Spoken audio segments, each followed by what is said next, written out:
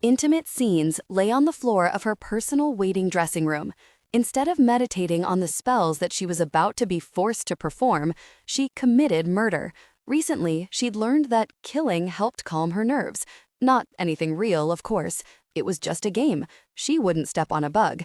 And a Texas-sized roach, the flying kind, had been hovering in the corner of the room as if unsure her live and let live policy included him. It did. Every living creature had a right to life. But watching those imaginary demonic shapeshifters clutch their chests and keel over did a girl's heart good, especially since Perry, the blonde, hot shapeshifter, had broken up with her and run off to Paris. Not only was he not calling her, he wasn't taking her calls. She didn't buy the "you deserve better" line he'd offered. Right now, he was probably French kissing some little Parisian twit, and the fact that he was so good at French kissing just made it worse.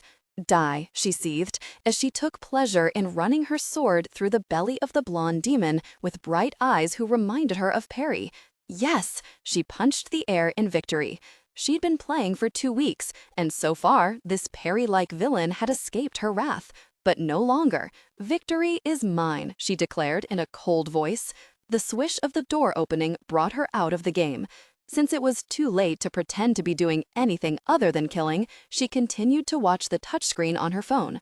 She didn't even bother straining her neck to see who was invading her privacy. She didn't have to. If the sweet perfume wasn't a dead giveaway, the sound of the high heels tapping on the wood floor announced her visitor. And since Miranda knew she was gonna get hell, she figured she should enjoy the win as long as she could. The dying shapeshifter slowly fell to his knees. His light blue eyes stared up from the screen. They looked sad, in pain, and very if she didn't feel guilty. No, no, no. This was supposed to feel good, not bad. "What are you doing?" her mom asked in a clipped tone. "Nothing," she groaned when the shapeshifter found a magical bag of healing herbs, preventing him from taking his last breath before she could hit a few buttons and claim it as her own. He healed himself, bolted to his feet, and attacked. "No!" Miranda yelled. "No, what?" Miranda's finger pushed the kill button, and her avatar grabbed her weapon, but it was too late. The shapeshifter ran his sword right through her heart, killing her. The screen went red. Red for blood. Red for death. Her breath caught. Her chest actually burned. Tears moistened her eyes. How appropriate. The real Perry had accomplished the very same thing. "Since when do you waste your time playing those silly cell phone games?" her mom asked. "I don't do it all the time." Feeling her mom's stern gaze, she got up, slid her phone into her jeans, and blinked away the beginning of tears. Her gaze shifted to the window, where only recently the sun had beamed into the room. Now, everything felt dark. She reached for the light switch, but her mom magically turned it on. "You know, if you used your powers a little more, you might." She paused, as if she regretted saying it. Only then did Miranda meet her mom's calculating stare. Her mother's eyes, the same hazel green color as Miranda's, were tightened in frustration. "Are you getting nervous again?" her mom asked. "You can't. You know you always screw up when you get anxious." "No, I screw up because I'm dyslexic. I get nervous because I know I'm going to disappoint you." After 17 years, you'd think her mom would have pulled her head out of her rear and accepted the truth. She'd given birth to a screw-up. Miranda Kane was a screw-up. "I'll do the best I can. That's all I can do." Not that Miranda's best would be good enough. It never was. Last month, she'd taken 3rd place in the North Texas Wicca competition. It was only because of that fluke that she was in the competition today. You'd think her mom would have been proud. But nope. 3rd place just means you were the second loser. But Miranda wasn't accustomed to being in the top 25 losers. "Have you even practiced your spells at all this morning?" Yes, just one and just once. She didn't know what spells came second and third, but her mom didn't need to know that. "Why aren't you dressed?" The bright green A-line dress with a flared skirt still hung on the hook on the back wall. She'd planned on getting dressed. Even a screw-up could have good fashion sense. "I've still got 30 minutes. Do you know who is in the competition with you, young lady?" Yikes, the young lady tag always came right before trouble. Miranda didn't want trouble. All she wanted was to go back to killing shapeshifters. "No, I don't know," Miranda said. Nor did she give a gosh. She'd been beaten by the best, even by the not-so-best. Screw-ups didn't do so well in competitions. Another thing you'd have thought her mom would have learned. You're up against Tabitha Evans, the one you caught spying on you at Shadow Falls. You locked her in a cage? Miranda's mouth dropped open. How did you know about that? She hadn't told her mom. If there was one thing Miranda prided herself on, it was that she wasn't a tattler. I know about a lot of things, young lady. Are you going to let that red-headed twit show you up? Twit? Her mom's choice of words seemed harsh. Not for Miranda. She'd called Tabitha a twit and even worse. But for her mom, twit felt severe. Not that Miranda could deny it was going to sting being beaten by Tabitha, her archenemy, but there wasn't anything Miranda could do. The fact that she even had an archenemy blew her mind. She wasn't archenemy material. She honestly tried to create positive energy, put good out into the world, and hope it came back. For that matter, Miranda didn't even have a clue why Tabitha hated her, or why her mom hated Tabitha so much, or Tabitha's mom. What was so very important about cookies? Because if her memory served her right, that had been what the fallout had been about. Miranda and Tabitha had been buddies in kindergarten. Then their moms got into some huge argument about whose turn it was to bring cookies. And the next day, Tabitha, her mom, and her cookies hadn't come to school. Gone. The girl had disappeared from her life. Until 3 years ago, when Miranda's mom enrolled her in the competitions, that their paths had crossed again. And the girl had been a difficult person from the word go. Are you going to let her beat you? Her mom snapped. Did mom have to rub it in? I said I was going to do my best. Miranda paused. You know what I don't understand? No, let me tell you what I don't understand. You turned 5 goons into kangaroos with a mind a pinky curse, but you can't find it within yourself to complete a spell to transform a few apples into oranges. The tightness in Miranda's throat doubled.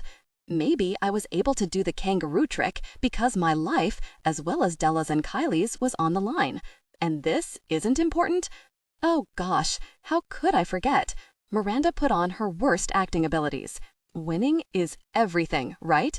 More important than my life and the life of my friends. I didn't mean... Her mom actually sounded remorseful. Wow, that might be a first. Okay, not really, but sometimes she drove Miranda loony. Wanting to change the subject, Miranda asked, Did you see Kylie and Della out front? No, I haven't been out front. Her mom paused. I didn't mean... Forget it, Miranda said, afraid this conversation would lead to her mom going into the same old spiel.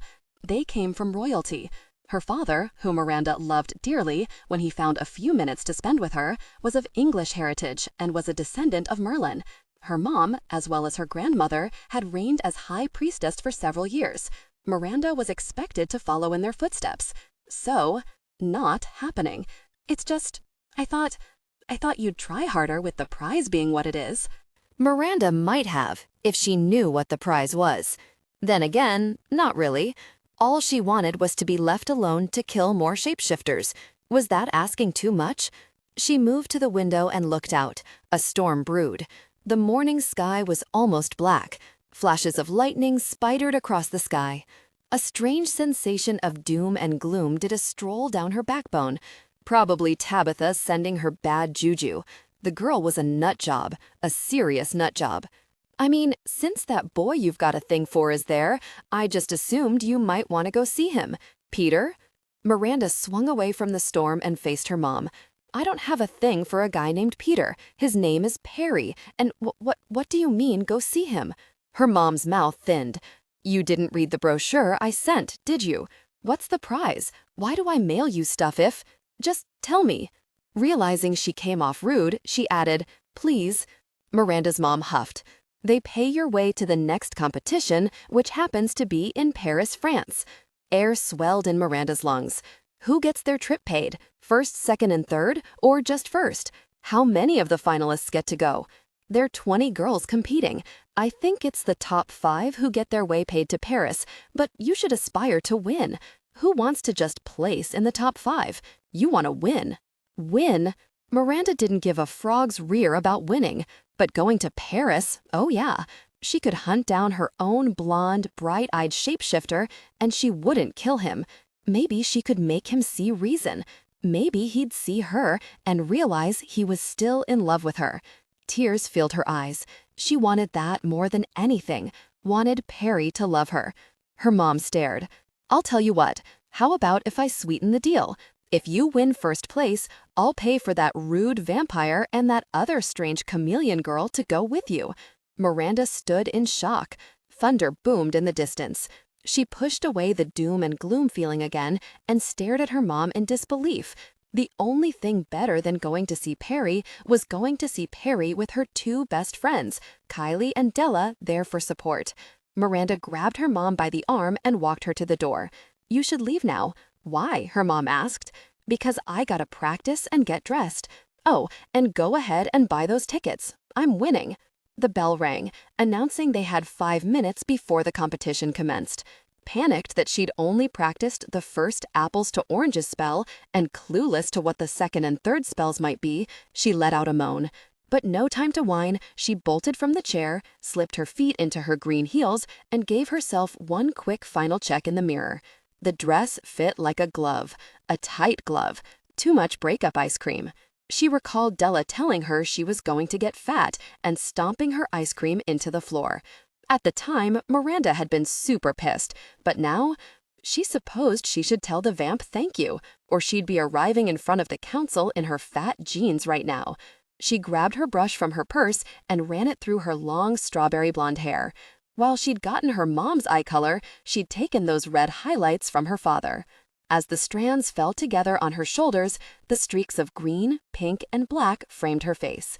Staring at her image, she recalled that in the past, the judges, nothing more than old-fashioned biddies, had made negative remarks about her hair and even docked her a few points. Miranda had thumbed her nose at their opinion and fuddy-duddy sense of style. Now she dropped her chin to her chest in resignation.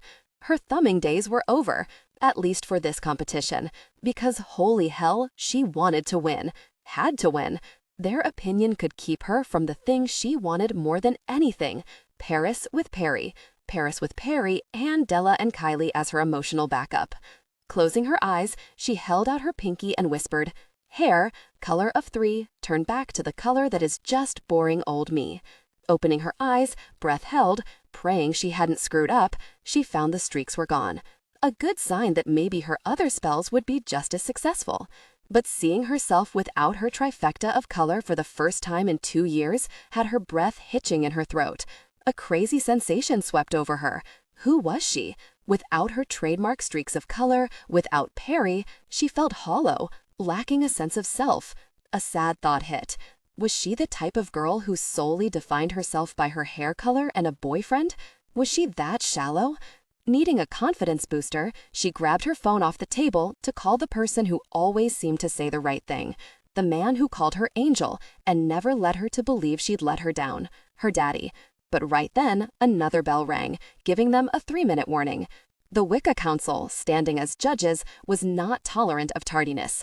You'd either get docked points or thrown out of the competition altogether.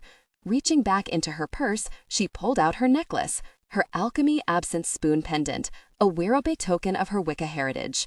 The triangle-shaped emerald green Swarovski crystal hung right below her neck and matched her dress perfectly. "You can do this," she whispered to the stranger in the mirror and set her phone back down. "You want Perry back, right?" When the young woman in the mirror didn't answer right away, she wanted to scream. "Now you start doubting?" Standing straight, she cleared her mind. She did want Perry back, didn't she? The 2-minute warning bell rang. No time to self-analyze, she turned, opened her door, and stepped out. When her feet hit something warm, gooey, and disgusting, she glanced down. No! She'd marched right into a big, seriously big pile of horse manure. Fresh manure covered her feet up to her ankles. Giggles exploded at the end of the hall. Fury, building at the speed of light, had Miranda staring daggers at Tabitha and her sidekick, Sienna, another regular competitor. Miranda held out her pinky, thinking pimples, thinking hooked noses, and a general appearance of disarray for the two girls. Then, bam!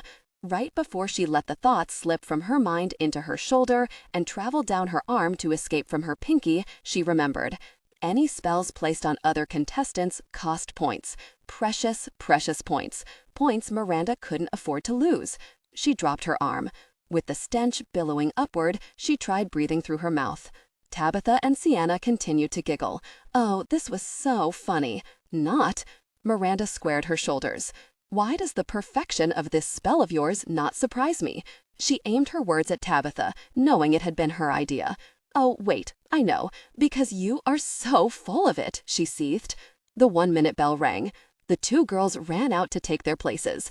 Miranda had less than 30 seconds to make the circle on the stage. No time to conjure up a cleansing spell, she held her head high and walked out on the stage, pretending she wasn't up to her ankles in horse manure. Crazy idea? Yes. Stupid? No. Was she mortified? Absolutely. Yet logic trumped embarrassment. The judges docked points for tardiness. She'd never heard of them docking points for horse dung. Soft music echoed from the loudspeaker as Miranda took her place. She stood ramrod straight. Murmurs of discontent echoed from all directions. The witches on both sides of her in the circle put hands over their noses. Tabitha, one person to her right, held a slight smile on her lips. Ah, what Miranda wouldn't give to turn and make huge dollops of horse manure rain down on her. The 12 judges sitting at the end of the stage behind a long wooden table waved their hands in front of their faces. The front row audience of the dome-shaped auditorium squished up their noses as if the stench was just now invading their air. What a way to start a competition, especially one she was very determined to win. Miss Kane? One of the judges snapped after the one beside her pointed to Miranda's manure-covered feet. The music came to an abrupt halt. Yes, ma'am? Miranda answered, her voice magically projecting through the entire auditorium.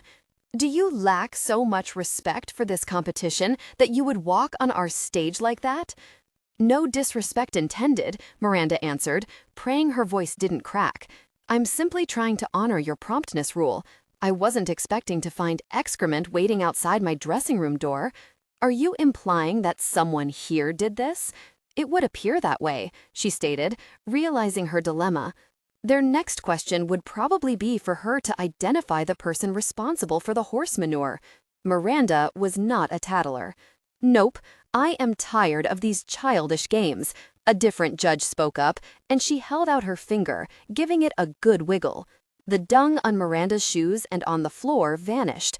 Who is responsible for this act? The witch asked. They will pay for this with a 10-point deduction. Just 10? Surely equine dung came with a higher consequence? I'm afraid I didn't see the spell being placed. That was the truth. Do you suspect someone guilty of this crime? Another judge spoke up. Miranda could feel Tabitha's and Sienna's gazes on her. Were they afraid? They should be. I can't really say. Can't or won't? The woman questioned. Miranda's gaze shifted to the audience, where she saw her mom sitting in the second row. She was nodding her head as if telling Miranda to spill her guts. Her hesitation provoked another judge to speak up. This is silly. Your silence will cost you 10 points. Now tell us and let's get moving. Just tell them, a voice whispered inside her head. The two witches deserved it, but to do so went against her moral compass. She opened her mouth to do just that, but when she did, she saw who sat behind her mom. Kylie, a light blonde who was as perfect on the outside as she was on the inside, sweet as apple pie, and Della with her almost black hair and dark eyes that barely slanted upward, that hinted at her half-Asian heritage. No one would call Della sweet, not to her face anyway. And yes, in truth, Della could be a tad standoffish and feisty, but it was mostly an act. Miranda couldn't have a more loyal friend. Both of them were her support team, her best friends. Two girls she looked up to, admired. What would they do? The answer resounded back with clarity. Miranda would stand her moral ground. I will take the deduction in points, she said, decision made, but her fury again rising. So be it, another judge said, and slammed her gavel down on the wooden French farm table. Miranda refused to look at Tabitha for fear she'd lose it and send her own horse manure spell the girl's way. Not only was the witch getting off without being punished, Miranda was being punished for her actions. Not that she was throwing in the towel on winning. It simply meant she would have to work harder. It meant she'd have to pull off each and every spell. Could she do it? A tiny drop of sweat collected on Miranda's chest. Sienna Banker. The name of the 18th contestant was called. The order in which they were to perform was decided by random drawings. That meant the only ones left were Miranda and Tabitha. It only added to Miranda's pressure. She stood on wobbly knees, watching the difficult person move in front of the table. The girl extended her hand, her pinky twitching. The spell spilled from her lips. Apples to apples. Miranda purposely tried to not listen to the spell. Part of her problem in competitions was simply repeating bad spells. She'd managed to change the apple into an orange twice in her dressing room. She had the spell down. She didn't need to screw with it. "Oh, orange of mine," the girl continued. "No, no, no, do not listen." Miranda cupped her hands at her sides and mentally hummed the Yankee Doodle song. She'd picked up that song and the act of humming when nervous from her dad. Her gaze cut to the audience for a second. Not that she expected him to be out there. For some reason, even when he was in town, he never attended the competitions. Applause erupted from the audience. Miranda stood stoic at the girl's success. She wished no one failure, but their victory added to her problem. Another drop of sweat crawled down her cleavage. Suddenly, a dark mood, the same one that had appeared when she'd studied the storm, whispered across Miranda's soul. She shot Tabitha a frown. The girl stood frowning in return, looking uncomfortable in her own skin. Was Tabitha doing this to Miranda? She didn't appear to be casting a mood spell, but it had to be her, didn't it? "Tabitha Evans," the judge spoke up. Really great. Miranda was going to be last. Swallowing down a lump of fear, she mentally went back to humming. Yankee Doodle went to ta. Tabitha stepped up to the table, where a fresh apple had just been placed. She repeated a few words, twitched her pinky, and a perfectly round, juicy-looking orange appeared. Her orange was removed. Another apple took center table. Miranda Kane. Her name set a gang of butterflies loose in her stomach. She stepped up to the table, now closer to the audience. Her mom's face stood out, then Kylie's and Della's. "You two are going to Paris with me." Raising her arm, she recited her spell. "Apple, oh apple, fruit of the tree, grant me this spell, I place upon thee. An apple no more, an orange you shall be." When the piece of fruit didn't transform immediately, murmurs of defeat could be heard from the crowd. Time held its breath. A second before accepting her failure, a light cloud of magical fog appeared hovering over the table. The apple disappeared, and an orange, a bright, perfectly round orange, proudly took its place. A light applause echoed from the crowd. The tickle of victory filled her chest. 1 down, 2 to go. Given a 5-minute break before the second part of the competition, Miranda ignored the increasing sense of lurking danger and darted off the stage. She refused to let Tabitha's silly hex distract her. Determined, she hurried back to her room to study the competition brochure and hopefully discover what the next spell entailed. If she worked quickly, she might even fit in one practice. Face it, if she wanted to win, she could use a little practice. She shut her door, ran to the small table where the brochure had been left unread. The small print seemed to try to push in her brain at the same time. Very dyslexia. Closing her eyes, she tried to concentrate. 1 line at a time. 1 line at a time. Opening her eyes, she moved down to the second paragraph and ran her finger under the line she needed to read. The second spell will be altering. The door to her dressing room shot open, slamming against the wall. Turning, she glared at the intruder, certain it would be her mom, probably to yell at her about the gosh. Not her mom, but the gosh maker herself. "Stop it," Tabitha seethed. "Stop what?" Miranda asked. She walked off, slamming the door so hard Miranda's eardrums flinched. "No, I don't know, difficult person," Miranda muttered in a sneer. Then, determined to focus on the competition, she pushed all curiosity about Tabitha's little tantrum into a mental vault and stared back at the brochure. The second spell will be altering live DNA. Each contestant must transform a feline into another animal, the animal of the contestant's choice. A smile lit up Miranda's face. What had she done for karma to smile down on her like this? Of course, she could only hope the judges meant it when they said the animal was the contestant's choice. Odds were, most of the witches would take the conventional route and go with a dog or rabbit. She bit down on her lip and did a little victory dance. She'd never been accused of being conventional. It was then she saw her reflection in the mirror. No streaks in her hair, she looked content. Maybe those streaks didn't define her after all. Did that mean Perry didn't define her either? There was only one way to find out. Go to Paris. Find answers. She looked back at the brochure. Confidence made the air taste sweeter. She was no stranger to altering DNA. This happened to be the spell she'd once attempted, failed at miserably, but had finally conquered. All that practicing, week after week, had left that spell tattooed on her brain. She could only hope she got this feline turned and turned back before trouble arose. But again, the judges docked you for not completing a spell, not for being skunked. The 3-minute warning bell dinged. She moved to leave. Only this time, she looked down and up before she stepped out. Noting the hallway was mess-free, with poise giving her steps some pep, she headed back to the stage. Miranda found her place with the other girls forming a circle center stage. Flanked by a set of identical twins, whom she'd run across in several competitions, she offered them each a nod. Candy and Sandy Gleason were tall blondes who'd both won more competitions than they lost. One of the judges stood up to address the crowd. No animals will be harmed in the competition. All felines have been blessed, and a superior spell has been placed on them, so in 10 minutes, no matter what their state of being is, they will be turned back into cats. Miranda had expected nothing less from the council, especially since 2 years ago, the Wicca Council had been sued by the Wicca-affiliated Animal Rights Association because a frog had accidentally been left as a prince longer than he'd agreed. Miranda looked up and saw Tabitha standing directly across from her. The girl scowled. Miranda ignored her, and the lurking feeling of danger Tabitha had obviously brought on. Sienna's name was called first. Miranda sighed with relief. The only thing she hated more than going last was going first. A large black cat appeared on the table. It raised its paw and let out a slow meow.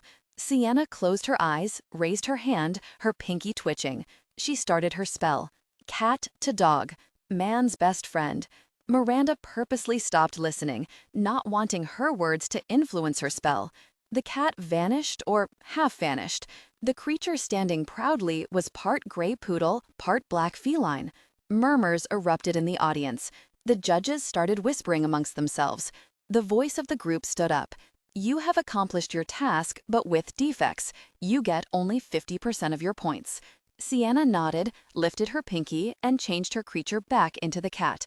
When the girl moved back into the circle, Miranda saw the sheen of disappointment in her eyes. Miranda didn't particularly like Sienna, but having been in her shoes so many times, she felt her pain. 10 more girls were called forward to cast their spell. Only 3 got the whole 100 points. 6 had simply failed altogether. Miranda felt the blow for each and every one of them, too. Hence, one of the reasons Miranda hated competitions. Winning felt good. Watching others not win always stung a little. Miranda Kane. Hearing her name fill the silent auditorium had her earlier confidence leaking from her pores. She stepped forward. Taking a deep breath that filled her chest to the brim, she held out her arm and began. Cat, O feline friend of mine, find your true colors of black and white, turn to creature that lurks at night, one that no one dares to anger thee, or skunked they will be. One twitch of the pinky, and the thought ran amuck in her head. It's in the bag, in the bag. The cloud of magic surrounded the black cat, then faded. Miranda's breath hitched when she saw what she'd done. Oh gosh, there on the table sat a burlap bag. In it, something wiggled and rolled. Soft growling noises came from the cloth sack. Voices of confusion arose. Stepping forward, praying her only screw-up had been invoking the bag, Miranda loosened the string. The room fell quiet. Not even the air stirred. A black pointed nose appeared, and then the beautiful black and white skunk emerged, in all his glory. It pranced the length of the table and then back. Then, turning away from the judges, it raised its tail. Soft laughter pushed away the silence. Change it back, now, one of the council insisted. Reciting the reverse spell, the skunk returned to feline form. Miranda waited to hear if her bag would cost her any points. With her 10-point deduction for not tattling, she really needed to ace this one. The unhappy-looking judges whispered amongst themselves. Even the air Miranda breathed quivered with nervousness. Finally, the head priestess leaned forward and locked gazes with Miranda. "You accomplished your task, and while the bag was extra, we vote not to deduct points." Miranda held her exhilaration in check, but heard a loud victory whistle coming from the audience. Her gaze cut to the crowd, and she saw Della standing up, one fist pumped in the air, and a huge best friend smile on her face.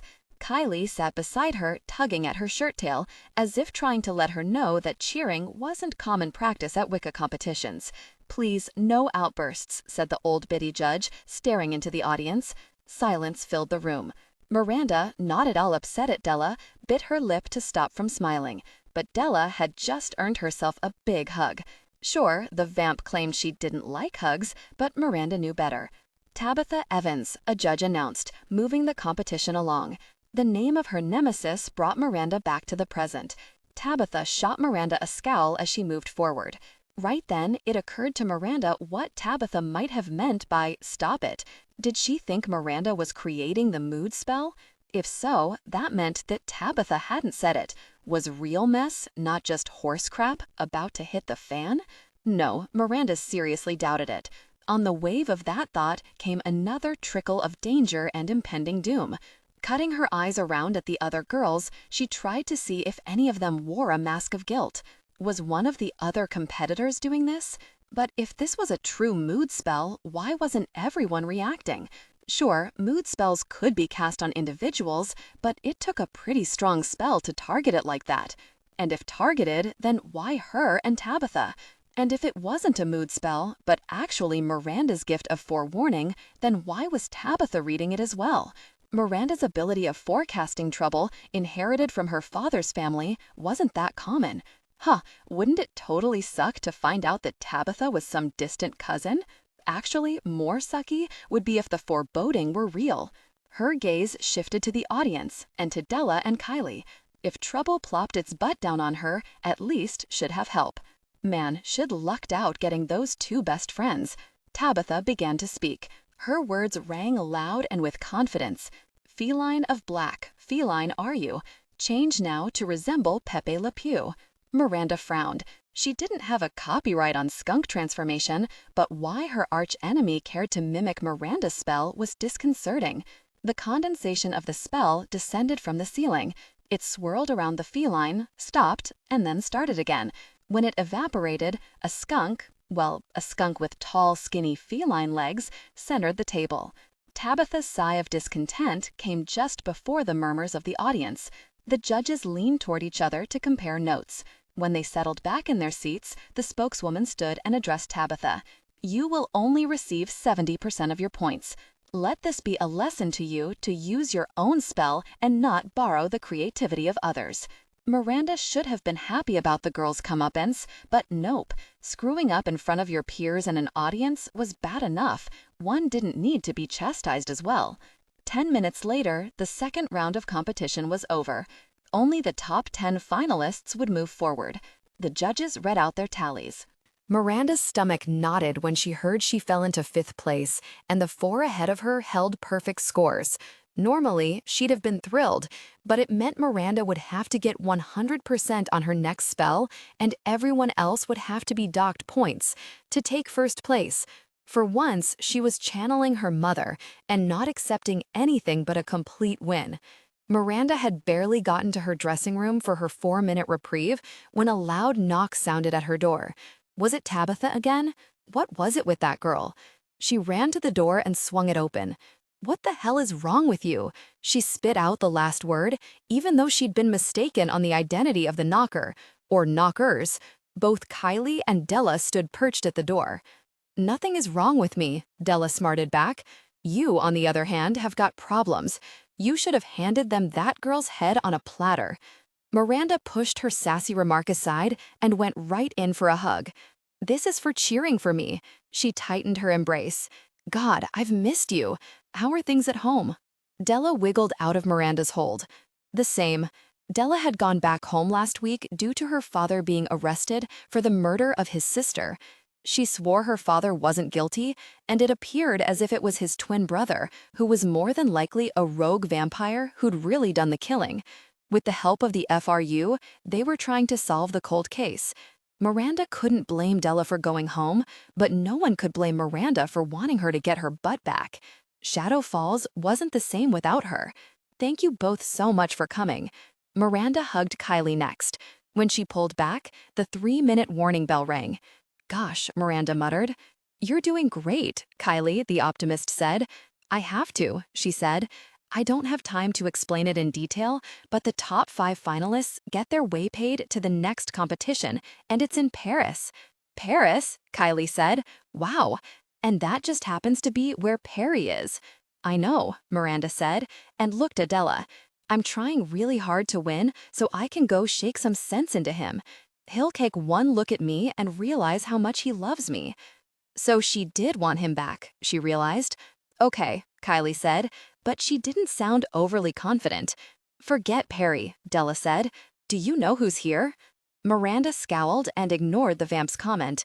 And the best part is, and this is really good, guys, she paused to add drama, if I win first place, you two get to come with me. Mom's agreed to pay. Kylie and Della stood there dumbstruck.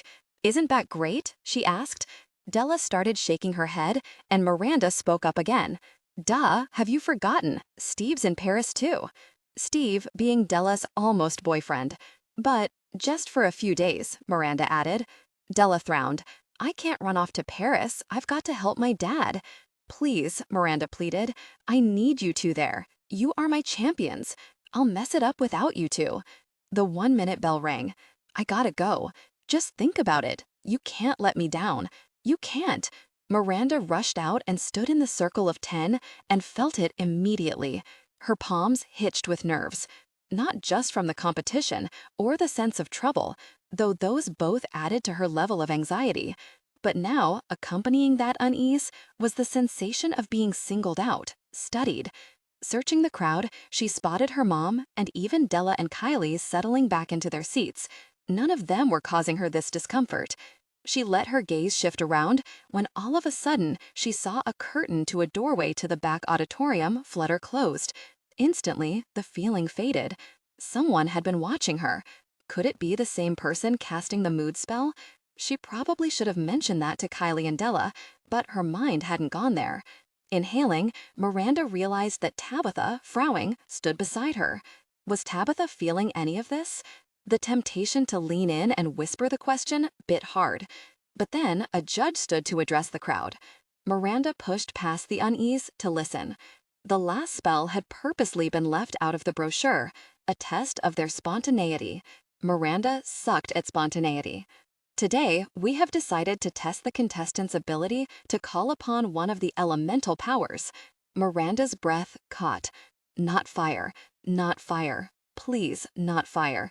The one thing she sucked at more than spontaneity was fire. The high priestess held up her hand and a flame came out of her fingertips. Heavy-hearted, Miranda considered walking off the stage. Her inability to control this particular elemental power had left a mark on her, or rather, it had left a mark on her father. She'd been 8 and mortified when her attempt to light a candle had created a fireball running amok around the house, running until it found her father's backside. The poor man hadn't been able to sit down for a week. Not that he had punished her, he'd simply laughed, saying his mooning days were over. Unlike her mom, he never seemed to care that she wasn't perfect. Looking around again, she questioned her reasons for putting herself through the embarrassment of trying and failing. The answer came back. For Perry. Our first contestant is Tabitha Evans. Miranda heard air leave the girl's lungs as she walked up to the front of the stage. A fireplace magically appeared on her left, and on the right was a stand with a small candle perched on top. Each shall light the candle, then move the flame to the fireplace. The judge's explanation was exactly what Miranda had feared. What if her fire strayed from the given path? Each contestant will be allowed 3 tries to complete her spell. Points will be deducted for each failed attempt, the judge continued. For safety's sake, a magical bubble will be placed around each performing contestant. Miranda's panic eased. The only person she could hurt playing with fire this time was herself. That she could risk. Fire, O heat, I ask of ye. Tabitha lit the candle right away, but her tiny ball of flame kept losing its power and fading to smoke. On the third try, she did it. The second, third, and fourth girls didn't make it at all. Candy got it in 2 tries, and her twin did it in 1. Sienna took 2. The next 2 girls failed. Then it became apparent that she was going to be last. Again. Waiting for her name to be called, her heart raced. Even with the magic bubble, the room's temperature rose. The sensation of being the target of someone's direct stare picked up again. She wanted to glare at the audience to see who had her under such intense scrutiny, but she needed to focus. Focus on fire. Miranda Kane. Her name rang loud in her ears. Too loud. She moved forward. The magic bubble, invisible with the exception of a light blue tint, started to enclose her. The sounds became muffled. Even her own thoughts seemed too loud. Her first impulse was to escape while she had a chance. Air hitched in her throat. Her palms grew damp with sweat. Right before she felt the invisible walls seal together, an odd wash of calm hit her chest. You can do this. You can. She thought of seeing Perry, of having Della and Kylie at her side. She extended her hand. Spark of flame, dance of heat, light this wick, then follow me. Her thoughts became jumbled. She wiggled her pinky. Nothing happened. The candle's wick remained unlit. Desperation rose inside her. She felt the audience's anticipation of her failure. She started to lower her arm and ask for her second attempt, when a surge of calm, of clarity, rose inside her again. Her breath caught as the tranquility filled her lungs. The realization hit. This, whatever it was, had not come from within her. Someone was manipulating her powers. She went to push the aid away, but too late. The wick of the candle sparked to life. The flame rose from the candle and grew to a perfect orb of fire. It floated in midair, waiting for orders. Was this her spell or the work of the foreign source? Go. A simple hand motion sent the fire into the fireplace, and the kindling embraced the heat, and a fire with blue flames built inside the hearth. The bubble around her slowly started to ebb away like fog. The applause echoed louder. Her gaze shot to the audience. Who had done this? She turned to direct the council to this mishap in their rules, but before the words left her lips, screams echoed behind her. Swinging around, she saw the huge orb of fire soaring from the back of the stage. Had she done this? Oh gosh, she probably had. The circle of blue and red flames flew forward toward the line of her competitors. No! Miranda refused to let her stupidity hurt anyone else. Without thought, she rushed forward, calling the flame toward her with an inward plea. If you're gonna burn anyone, it's gonna be me this time. The sphere hung in place for a second. Then, spitting out embers, it began rotating, flames flickering from the circle. It must have heard her plea. With fire racing toward her, she swept her arms out and over her head and asked with all her soul for the magic to reseal the protective bubble. The invisible barriers rose around her, trapping her and the orb of fire in their own prison. The heat in the enclosure stung her skin to the point of pain. Gray smoke thickened the air and burned her lungs. Screams from outside of her confinement filled her ears. Help her! Somebody help her! The invisible bubble shook from the attempted spells, slamming into the wall. The spellbound bubble couldn't be breached. Somebody do something. They couldn't save her. It was up to Miranda. All up to her. With the orb of fire hovering right above her, she raised her hand, calling forth the element of water. Her words had no more left her lips when she felt her knees give. Everything went black. Breathe. You hear me? Breathe. Gosh.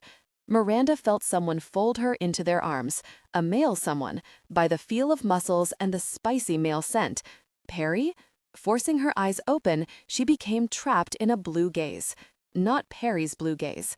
Falling around her and her mystery guy were what looked like gray snowflakes, mixed with a soft rain.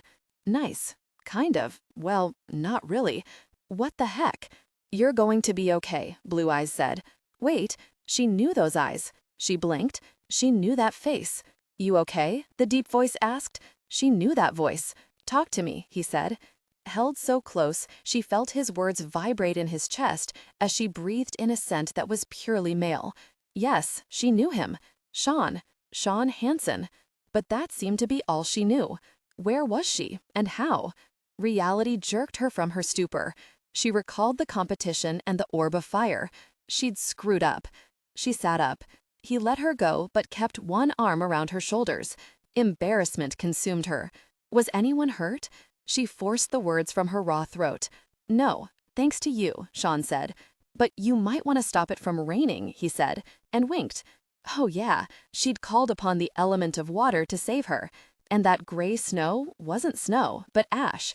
Had it worked? Had she saved herself, or had? She shifted a pinky to stop the rain. Still feeling like a fish out of water, even though she was soaked, she looked around. At the foot of the stage gathered the crowd of about 300. Closer, standing on the stage, were another 30 or so faces peering at her, probably laughing on the inside at her mistake. She spotted her mom, looking fretful. In the mix of people, Della and Kylie stood a few feet away. Kylie's aura was bright, as it got when she went into protective mode. Had Kylie saved her? Her gaze shifted to Della. Perhaps even Della, with her vampire strength, had helped in the rescue. Then, she noted Della's told-you-so smile. Why was? Oh, heck, Miranda knew why. Ever since Perry had taken off for Paris, the vamp had been pushing her to go out with Sean. Now the question waiting to be answered was why Sean was here. She started to get up. Sean bolted to his feet and reached down to help her. The words, "I can do it," rested on her tongue. But she bit them back. His warm hand slipped into hers, and she felt it, the spark of attraction. She'd carried a torch for him, the older brother of one of her friends, since she was 12 and he was 14. In the corner of her eye, she saw Della grin and wave a hand under her nose, as if she was picking up on the pheromones. And dad blast it, it was true. She had the hots for Sean, but he wasn't Perry. She couldn't open herself up to Sean until she knew how things really stood between her and Perry. On her feet, she saw the council gathering in one corner of the stage. Freaking great. No doubt they were about to chastise her for causing such chaos. Her gaze went back to her mom. The thought of her being humiliated again at Miranda's failure stung like a paper cut right across the heart. Then, another deep cut sliced into her heart. She wasn't going to Paris. She wouldn't see Perry.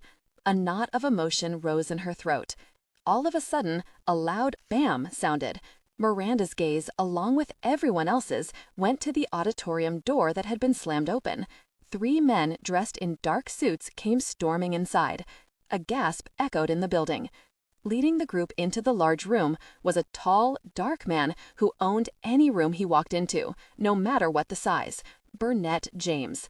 Burnett, super vampire and part owner of Shadow Falls Boarding School, was also an agent with the Fallen Research Unit, FRU, which was basically the FBI of supernaturals. He didn't slow down until he and the other men stopped right in front of her and Sean. What was Burnett doing here? Did her screw-up warrant the FRU showing up? Then she noted the vampire's stern expression. Oh, heck, she was in deep doo-doo now. Burnett wasted no time taking control of the situation, ordering people back, and insisting no one leave until his people had had a chance to interview them. After swallowing her shock at seeing him, she found her voice. "What are you—" He held up one finger and sent her a look that demanded silence. She didn't argue. Kylie and Della might feel comfortable enough to butt heads with the badass vamp, but Miranda, not so much. She could still remember the fury in his eyes when she'd accidentally turned him into a kangaroo. "Well, speak in private," he stated. Private? Oh gosh, had her spells seriously gone so wonky that it required the FRU's presence? She forced herself to speak again. "I have a dressing room." Nodding, he gave orders for the other agents to start interviewing the audience. Though why, Miranda didn't have a clue. He already had the guilty party in custody, her. He motioned for Miranda to lead the way, and then, with a slight wave, he indicated that Sean, Della, and Kylie were to follow. Not so private after all, huh? Nothing like getting severely scolded in front of people. With 5 people in the dressing room, it felt small, and she worried there wasn't enough air in there for everyone. And, considering her state of mind, she needed a lot of oxygen. Taking a gulp now, she almost felt lightheaded. "Are you really okay?" Burnett asked, as soon as the door to the dressing room clicked shut. While the question insinuated he cared, his tone rang rock hard and had her palms itching again. "I'm fine." Finally, she couldn't stand it anymore. "I'm sorry," she said. "I mean, I stopped it before it hurt anyone, right?" She glanced at Sean, praying he hadn't lied to her earlier. "You said I did. Did you lie to me?" "No." Sean looked at her oddly. "Wait, do you think you didn't cause that fireball, Miranda?" "I didn't?" Air, old air, gushed out of her lungs. "No," Sean said. "You were still entrapped in the bubble when it appeared. Your spell was contained, but you sure as heck stopped it from hurting anyone else." Relief washed over her, and she smiled. A weak one, but a smile. I just finished my spell, and I thought I screwed up again." "She was freaking amazing," Della spouted out. "You should have seen her, Burnett." Before Kylie or I could get on the stage, she had that huge fireball trapped in that invisible bubble, waving her arms around as if daring it to come any closer. Then she made it rain, and that ball burst into cinders. And then she fell to her knees like in that epic movie, Gone to the Breeze, I think that was the name of it, where the heroine yells out, "I shall never go hungry again." "Gone with the Wind," Miranda corrected, then stood dumbstruck hearing Della's description of the events. "Breeze, wind, same thing," Della said. Kylie spoke up as if reading Miranda's mind. "Della's right, you were amazing." "I agree," Sean said, and his blue eyes landed on her with warmth. Warmth, lots of warmth. What was he doing here anyway? Now isn't the time for praise. Burnett studied Sean. "Do you know who might have done this?" "No," Sean spoke up. "Whoever placed the spell didn't leave an imprint. It's the same as the scene from yesterday." But they did, Miranda thought, remembering the forebodings she'd picked up on. Then she reheard what Sean had said. "What other scene?" Miranda asked. "What are you talking about?" Burnett spoke up. "You might as well know. 2 girls were murdered." "That's horrible, but what does that have to do with this?" "They were both supposed to participate in this competition." "What?" Miranda asked. "Who?" Burnett frowned. "Ronnie Force and Cindy Bryant." "Oh my God, I know them. We're not close, but I've met them both. Why hasn't anyone mentioned it here?" "We've kept it out of the media while we did the initial investigation." Miranda's brain still wasn't wrapping around this. But why would anyone want to kill them? That's what we're trying to find out. We didn't see a connection between the 2 murders until we realized this morning that they were both supposed to compete today. I sent Sean here while I chased down some other leads. But after what happened, it seems that it has something to do with all this. "All this? This what?" Miranda asked. "The competition. But why?" Burnett ran a hand through his dark hair. The strands seemed to fall right back, as if even his hair feared disappointing him. He gazed at Sean and then back at Miranda. According to him, this is the second biggest contest. The finalists in this contest will compete to reign as High Priestess, correct? "Yes, but I just don't see anyone killing off the competition." But no sooner had the words left her mouth, she knew better. "Okay, maybe you have a point. Just because she didn't live, eat, and breathe the idea of rising in the ranks didn't mean others didn't.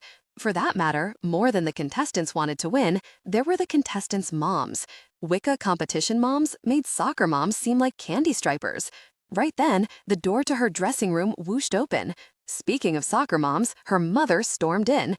"You did it! You did it!" She grabbed Miranda up for a hug. "They just announced the winners. You finally put those little difficult people in their places." Miranda pulled back. Her mind spun. She'd won. She was going to Paris. Kylie and Della could come with her, if she could get them to agree to it. "We're going to win, Miranda. I'll do anything to make sure you win." Burnett stared at her mom. As if, "Don't say that, Mom." "Why not? It's true. You finally stood up to your potential. You're going to be High Priestess. I feel it in my bones. This is the day I've been living for." Burnett cleared his throat. "Excuse me, Miss Kane, but can you give us a few more minutes alone?" She looked slightly insulted. "Sure, but hurry. The press wants to interview and photograph my daughter." She left with as much commotion as she'd arrived with. The door slammed shut. Silence fell on them. Miranda looked at Burnett. "Please, don't tell me you suspect—" "No," Burnett held out his hands. "Don't worry. I'm not particularly fond of your mom, but I don't see her as a potential suspect. That said, do you have any idea who would do this?" "What about the girl that put a mess in front of your door?" Della said. I smelled it when she did it, she added, looking at Burnett. I swear, if Kylie hadn't held me back, I'd have pulled her off the stage and opened a can of whoop on her. What? Burnett asked, looking at Della for explanation. Kylie took a step closer. And she's the one who was spying on you at Shadow Falls too, right? I'm lost here, Burnett said. Who is she? And when was she spying on you at the camp?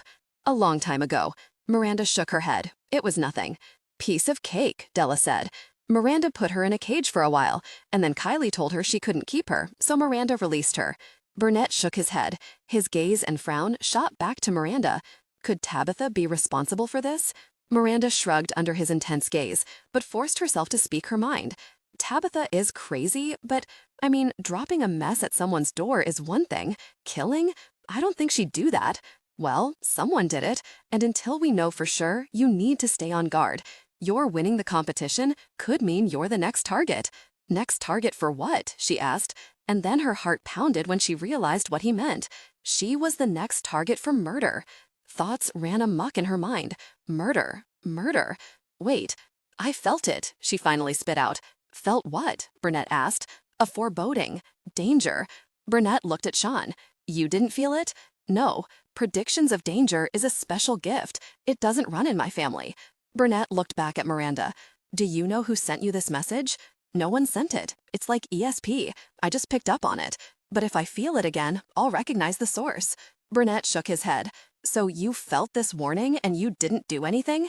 She didn't like how that sounded, but he did have a point. Well, I thought it was a mood spell, but then what? Burnett asked impatiently. I thought Tabitha was doing it, and then Tabitha was acting crazy. She told me to stop it, like I was the one putting the spell on her. So you think you both felt the warning? Burnett looked confused. Not likely, Sean said.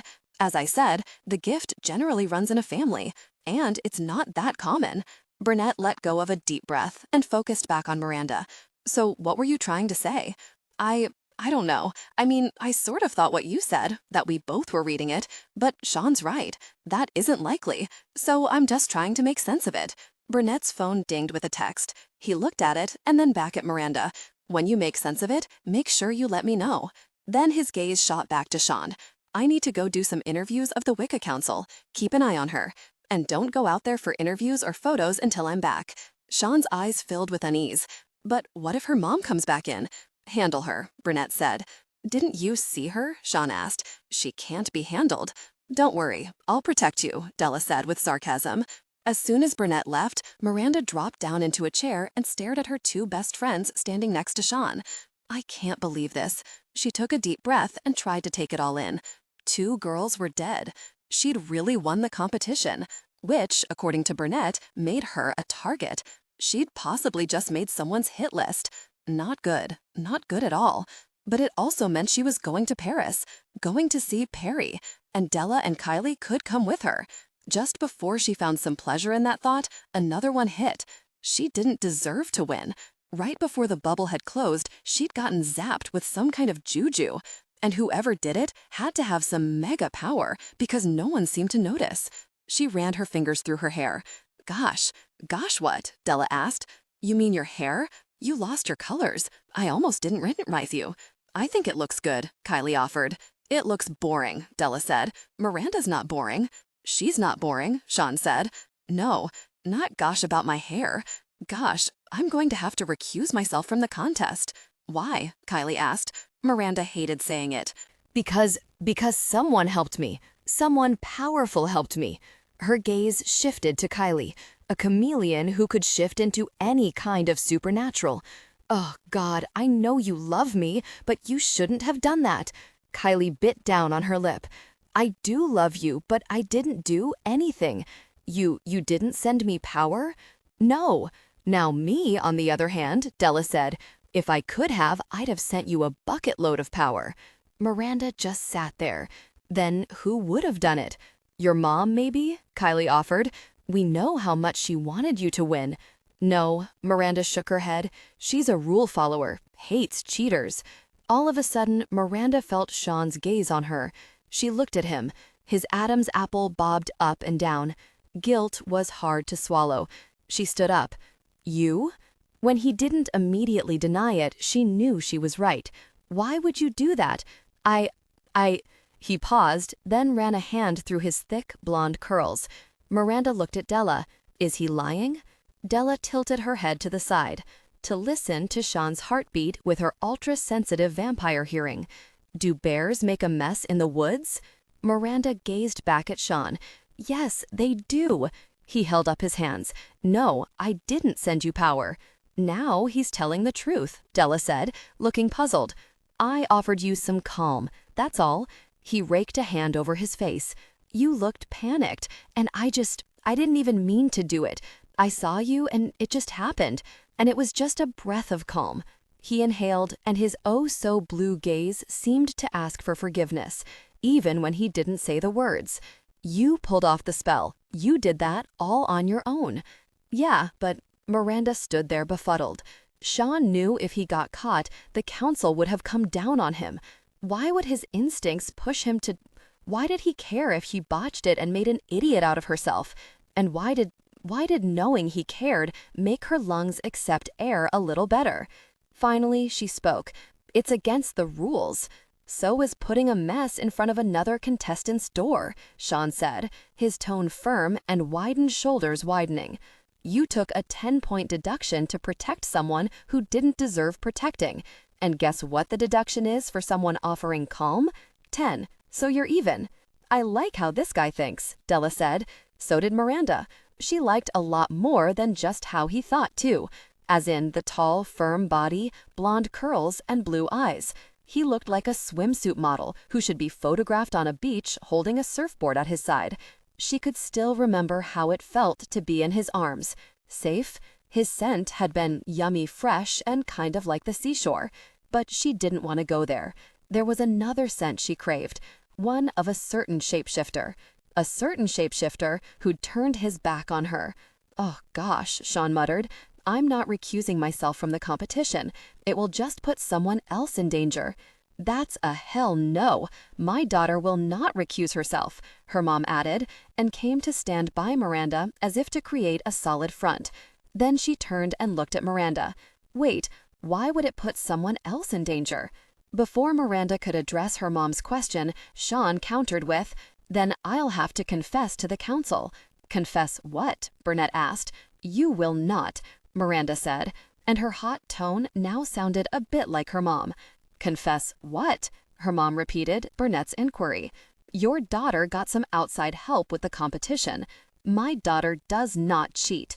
Her mom started moving toward Sean. Miranda caught her arm and held on for dear life. Her mom did Pilates and aerobics 3 times a week, so it wasn't easy. Burnett shot between Sean and her mom as if fearing for his junior agent's life. About time Burnett realized what he was dealing with. What are you saying? Burnett asked Sean, holding out a hand in case her mom got free. I sent her a surge of calm. You? You sent it? Her mom seethed and yanked out of Miranda's hold. Yes, Sean said. Her mom cut her eyes back to Miranda. Did you ask him to send that to you? No, she and Sean said at the same time. Good. Her mom stretched out her hand and pointed her pinky. No. Burnett moved closer to her mother and ever so gently lowered her arm. Can we please calm down and let me figure out what's going on? Winning this competition puts your daughter's life at risk. Sean moved around Burnett.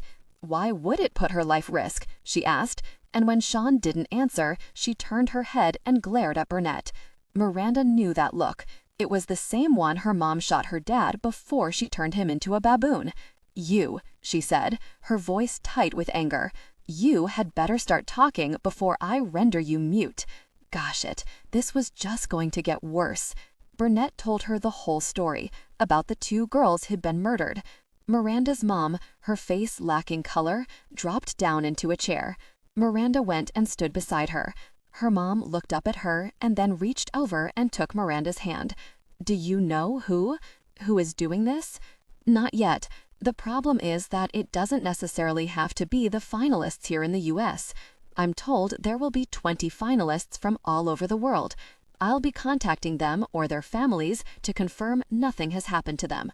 The thing is, Miranda has a reason to recuse herself, Sean spoke up. Right now, it appears the killer is taking out contestants, right? He focused on Burnett. It appears Sean didn't let him finish before starting up again. So if she drops out now, the chances are she won't be in danger. She won't have to go to Paris, he continued, driving home his point, a point she didn't appreciate. No, Miranda snapped. I'm going to Paris. Her mom looked up. Not if your life is in danger, you aren't. Miranda heard the words but couldn't believe them.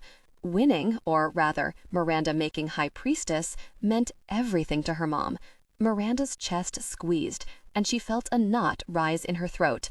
For the first time in years, Miranda felt loved, and for some crazy reason, the emotion tightening her throat and making her chest ache made the thought of disappointing her mom almost unbearable.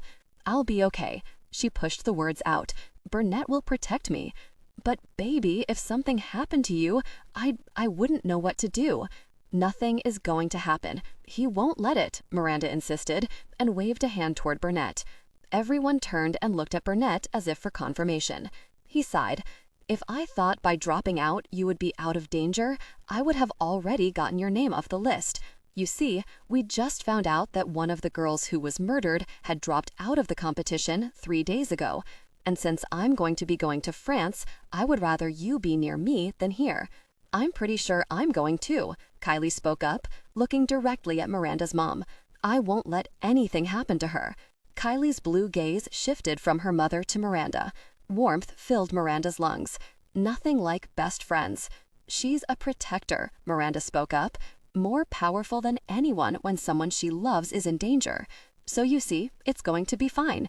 She glanced at Della. You're going too, right? Mom's paying for it. Miranda looked at her mom for confirmation. Her mom nodded. Then Miranda refocused on Della.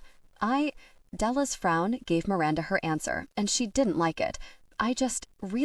Yes, she will be going. Burnett took a step forward. Della turned her confused gaze on the big bad vampire and shook her head. With what's going on here with my dad, I don't think you need to. Della shook her head and spoke again. I'm sure between you and Kylie, you can hear me out, Burnett said with a growl. A lead in the case you're working just popped up in Deville, France. You're going to want to go. What lead? Della snapped. Her eyes widened with interest. Chase? Miranda knew the case that Della was working was about her father's murder conviction, the 18-year-old murder of his own sister. And the person who might have info on it was Chase, another super vampire who had saved Della's life by blending his blood with hers when she went through the second turn. Supposedly, the blending of blood had bonded the two together. But then Della found out he'd been lying to her and had connections to her father's brother, who was a possible rogue vamp who the FRU and Della believed to be the real murderer. Is it Chase? Della insisted when Burnett didn't answer immediately. He nodded. I got word about an hour ago. He was traveling with a guy of Asian descent. Wait, Kylie spoke up. You don't think these two cases are connected, do you? Not that we can see right now, Burnett said, but I agree, it's almost too much of a coincidence.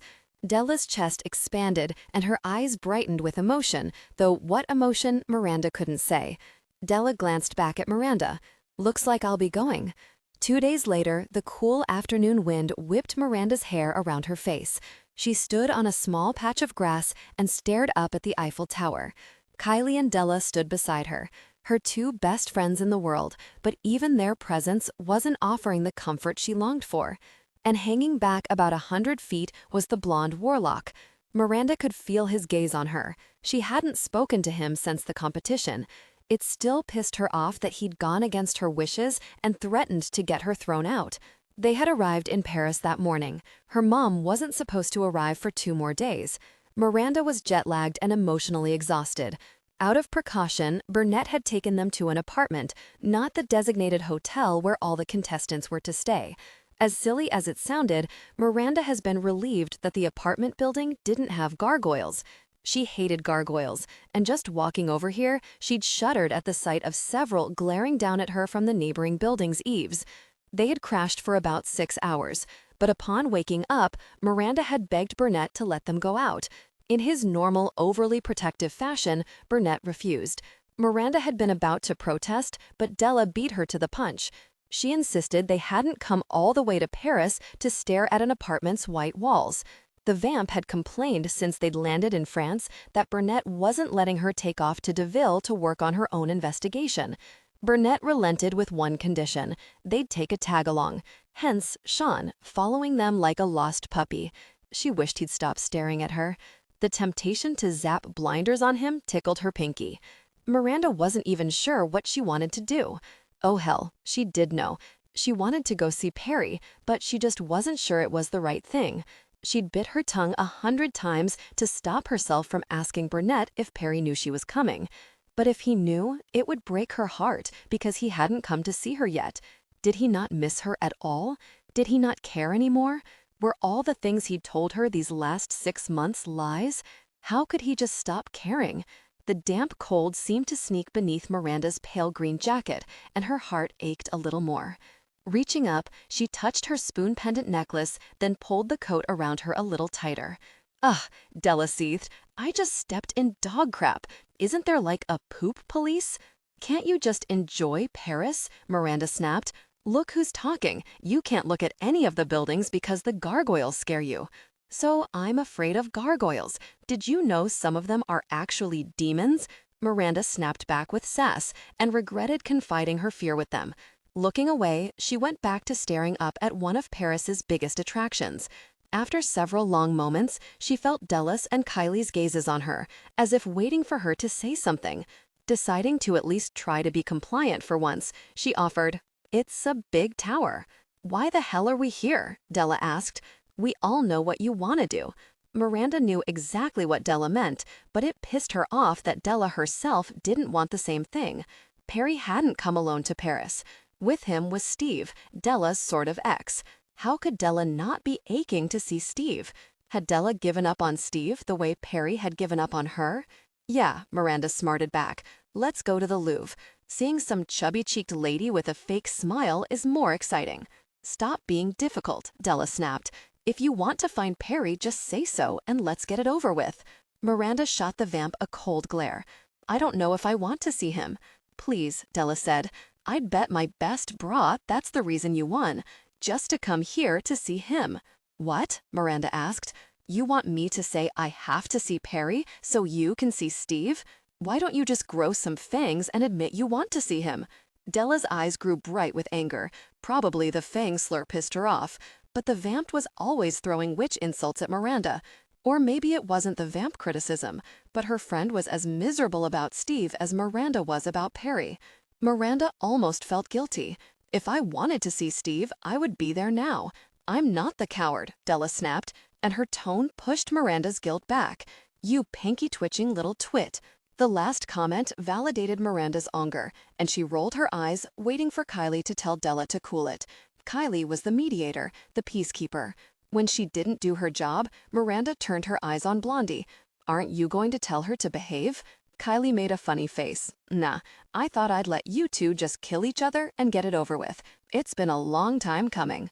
Can I? Can I kill her? Della smarted off again. Please, I know. What if I feed her to the gargoyles? Not funny. Miranda frowned and looked away from her friends. A part of her knew she was being a difficult person, but vary it. She was hurting too much to be anything else. Right then, she felt it. The ominous feeling she'd gotten when she'd been on stage. It's back, she said, and looked around. What? Della asked. Trouble. Trouble's back. Define trouble, Della said. The kind that brings fireballs. Miranda looked around, left and right, and there, behind a group of Asian tourists, she spotted a mane of red hair. Tabitha stood 50 feet away, staring up at the Eiffel Tower. Did that mean she was conjuring it? We've got company. Della lifted her nose in the air. I know, I already see her, Miranda said. And when she turned back to Della, she spotted two other familiar faces. The twins, Candy and Sandy Gleason, about 300 feet away, caught in the middle of another group of Eiffel Tower admirers. Where? Della snapped. Tabitha's there, and then... No, Kylie said, and raised her face to sniff the air. She means vampire. There are several close by, and they reek of old human blood. Yeah, but they're still probably nicer than Tabitha. From the corner of Miranda's eye, she saw a blurry figure swoop past, and it flew around the 6 Asians with their cell phone cameras focused on the tower. Miranda watched in horror as the figure swooped down on Tabitha. There, Miranda screamed and took off. Forget being the first to spot the vamp or the first to run. Kylie and Della surged forward, followed by Sean, and the three of them passed her in a fraction of a second. Hating her lack of speed, Miranda stopped and watched in horror as the scraggly-looking vampire stopped behind Tabitha, reached one hand around her chest, and pressed his other hand on the side of her face. She'd seen it in the movies, the scary-looking position that made it easy to twist and break someone's neck. Fear rose in Tabitha's blue eyes. The same fear clutched Miranda's stomach. Arch-enemy or not, her heart ached for Tabitha. Regretting her snarky comments about the girl, she recalled preschool when she and Tabitha shared a love of the same cookies, the same nursery rhymes, and anything princess-related. "Stop him," Miranda screamed. She raised her hand to throw a spell. "Let her go," Kylie said, her voice a deep rumble as Miranda's spell went on hold. Kylie, the protector, could work more magic than she.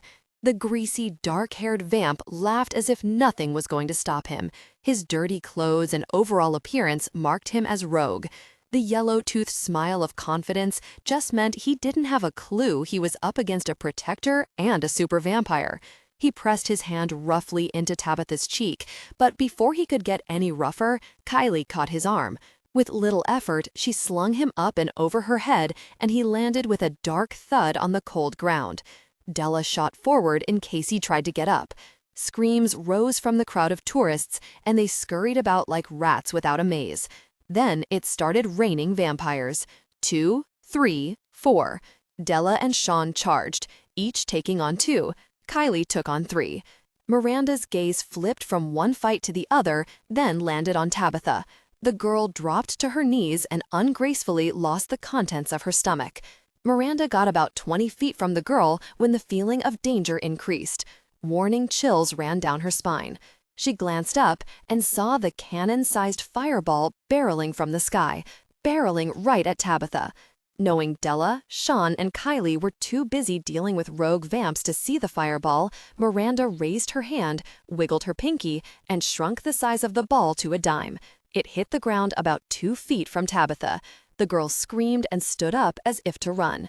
Shifting her gaze around to see if any more trouble had arisen, Miranda spotted Sean, now fighting 3 vamps with a glowing sword. She'd heard about honor swords given to a few warlocks who were gifted with strong integrity and an abundance of magic. When the 4th vamp came up against Sean, Miranda decided he could use some help. Holding out her arm, trying to think of a spell that wouldn't be noted by humans, she saw a large, black and tan German shepherd and 2 French bulldogs. "Got this," she muttered. "Attack him." Right as her pinky twitched, she realized her mistake. The last detail she'd held in her dyslexic mind had been Della's comment about all the poop, not the dogs. In horror, she watched as piles of dog excrement rose from the grassy knoll and were slung at the 4th vamp. "Oh no," she muttered. Before she could fix it, a fog, thicker than smoke, rose from the ground. The heavy cloud painted everything a whitish gray and made it impossible to see a foot in front of her. "Miranda?" Sean's voice rose in the mist, but it sounded distant. "I'm here," Miranda answered, and just like that, someone grabbed her. An image of the dirty vamp that had almost broken Tabitha's neck filled her mind. Instinct had her raising her knee to strike a vulnerable spot, while her mind raced for a curse. "Very?" She heard someone grunt the word. It took her about a second to recognize that moan as Sean's. "Oops," she muttered. Then, like magic, of course magic, the fog evaporated. The thick cloud became only a pale veil of mist. She saw Sean in discomfort, and embarrassment wiggled its way into her chest. "Where the hell did they go?" Della snapped, looking first at Kylie and then turning to look at Miranda and Sean. It took a few moments for Miranda to realize who was gone. The vamps, including the one she'd attacked with dog poop. Oh lordy, she really hated her dyslexic goof sometimes. But on second thought, this might not be one of those times. The rogue vamp who would now go through his life being attacked by any nearby piles of poop deserved it, didn't he? Then it hit that the fog had been a ploy for the vampires to escape. But vamps couldn't make fog. Witches and warlocks, and perhaps a chameleon in witch mode, could create fog. "I don't know where they went," Sean growled. Miranda cut him a quick look. Pain still hardened his expression, and he had one fist pressed low on his waist. His gaze shifted to Miranda, and she mouthed the words, "I'm sorry." Only concern marred his expression as he nodded. Then, taking a step away, he pulled out his phone, and she heard him say Burnett's name. Remembering the fireball, she realized someone else besides the vampires was gone. Breath held, she did a visual search around the park. "Where's Tabitha?" Miranda voiced her concern and did a full circle, hoping to spot the red-haired witch. "She was right there," Kylie said. Finally, Miranda spotted her about 100 feet away. The girl sat on the ground, still clutching her middle, her head down. Miranda started over. A low sound reached Miranda's ears as she got closer to Tabitha. The girl hummed. The tune hit a familiar melody in Miranda's head. Yankee Doodle. The same tune she hummed to help deal with stress. An odd nervous habit she'd picked up from her dad. Had Tabitha picked the habit up from Miranda when they were in preschool? Miranda wasn't sure, but where else would Tabitha have gotten it? "It's okay," Miranda said when she got closer. With spittle on her chin, the red-headed witch glanced up. Fury filled her eyes. I should have known you were behind this." "I wasn't." A voice rang out to Miranda's right. Sienna ran up and dropped to the ground and threw her arms around Tabitha for a quick hug. "She happened," Tabitha seethed, pushing out of the hug and looking up at Miranda. "Gosh!" Della appeared at her side with Kylie. "You might not have noticed, but Miranda shrank a fireball that was targeted at you." Della looked at Miranda. "You should have let it take her out. The world would have been a better place." Tabitha started to raise her hand. Miranda jumped in front of Della. She'd just saved Tabitha's life, but no way would she let the girl do any harm to one of her best friends. Della pushed Miranda aside and let out a deep hiss. "You even think of twitching that pinky at me, and I'll break it off and feed it to some unlucky Parisian frog. I'm not nearly as good-natured as my friend here." Tabitha, not as dumb as she acted, dropped her hand, but she wasn't completely backing down. "I'm reporting this to that FRU agent." "Who? Me?" Sean asked, appearing at Miranda's side. "If you? Or do you mean me?" Another deep voice sounded as a quick, shadowy flash stopped right beside Sean. Miranda didn't have to see the owner of the voice to know it was Burnett. "Or perhaps you two could explain why you two went against my orders and left the hotel." He directed his question to Sienna and Tabitha. "We're not prisoners," Sienna snapped. "No, you're not. But someone wants you dead." Burnett's tone was deep and angry. "Would you rather be dead?" When Sienna didn't answer, Burnett added, "Does anyone want to tell me what happened here?" "I think she's trying to kill me," Tabitha said, glaring at Miranda. "Why would I want to kill you?" Miranda snapped back. "Would you quit acting as if you don't know?" Tabitha snapped and got to her feet. "Know what?" Miranda blasted back and felt Kylie take her by the arm as if to calm her. Tabitha didn't answer and started walking away. "Stop her," Burnett said to Sean. "Everyone goes back to the apartment until I figure out what's up." He turned to another agent. "Start collecting cameras from the crowd. Take them to the office and start downloading them. Tell everyone they can pick them up in a few hours." "Would you quit acting as if you don't know?" Miranda kept hearing Tabitha's parting comment. She started to walk with Sean, wanting answers from Tabitha, but Burnett caught her by her arm. "No, now's not the time for female drama." Miranda stopped, but frowned in the red-headed witch's direction. Why did she get the feeling that there was more to Tabitha's little show than just female drama? What could have happened almost 14 years ago between their moms that could still be worth fighting over? 4 hours later, on her first night in Paris, Miranda sat beside Kylie on the apartment sofa. Della had been released to go to DeVille with another agent. Before she left, Miranda had apologized for being a difficult person. Della had half smiled and said she'd already forgiven her. Miranda had insisted on a hug, and of course, Della relented, but made it a short one. That was the thing about the vamp. She might get mad in a flicker of a second, but she was almost as quick to forgive. And Miranda knew that beneath her friend's prickly attitude was a heart of gold. Sienna and Tabitha sat on the love seat. Tabitha hadn't stopped frowning at Miranda, and it took everything she had not to jump up and demand the girl explain her parting comment from earlier. Burnett had confiscated all the cameras from the tourists and downloaded the images and video to a laptop. After interviewing, or rather interrogating everyone, he'd connected a projector and they were watching the attack via photos and video on the white wall. Sean narrated the images as they flashed. "Here you can see the fireball, and here's where Miranda shrunk it down to the size of a pea." Sean's gaze shifted to Tabitha. When surprise filled her eyes, Miranda knew that Tabitha really hadn't known she'd saved her butt. And if the tightness in the redhead's expression was any indication, she didn't like knowing it. Miranda looked at the clock on the wall, wishing this would end so she could find out exactly what Tabitha was so pissed about. What was it that Miranda was supposed to know and didn't? The bad blood between them had gone on too long. It was time for answers. "Okay," Burnett said, pausing the projector. "It seems apparent that Tabitha was the intended victim." "What? Why do you think that?" Tabitha asked, fear sounding in her voice. Kylie leaned forward. "The first vampire grabbed you, and it appears you were the fireball's target. But Tabitha started sputtering. "I mean, I thought you believed it was someone trying to take out the competition." "We do," Burnett spoke up. "Then why didn't they go after Miranda or Sienna?" "That's what we're trying to figure out," he said. Burnett sat on a straight-backed chair and turned his gaze to Sean.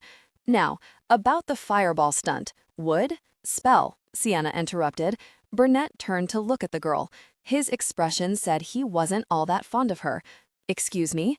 We don't perform stunts, we do spells." He nodded, discontent flashing in his eyes. "Would someone have to be in the vicinity to perform the spell?" He directed his question toward Sean, but glanced around at Miranda and the other two witches as well. "It's not impossible to do it from a distance, but it is improbable," Miranda answered. Sean nodded at Burnett as if agreeing with her. Sienna and Tabitha did the same. So, chances are, the person responsible for the fireball was caught on camera. Burnett looked at the image on the wall, and it was a picture of Sienna. "I suppose," Sean said. "Why are we just discussing the fireball?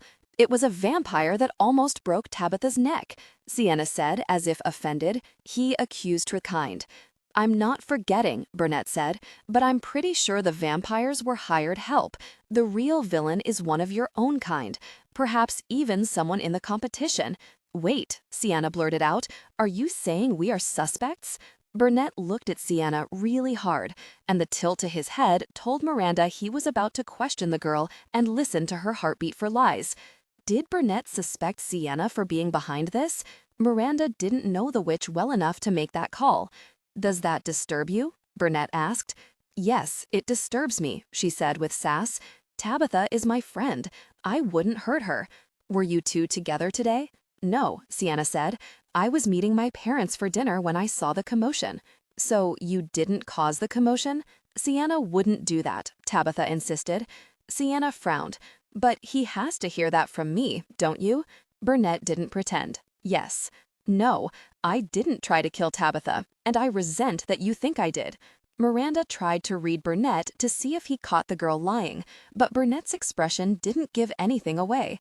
Then, remembering Kylie's ability to turn vampire, she looked at her with the question in her eyes.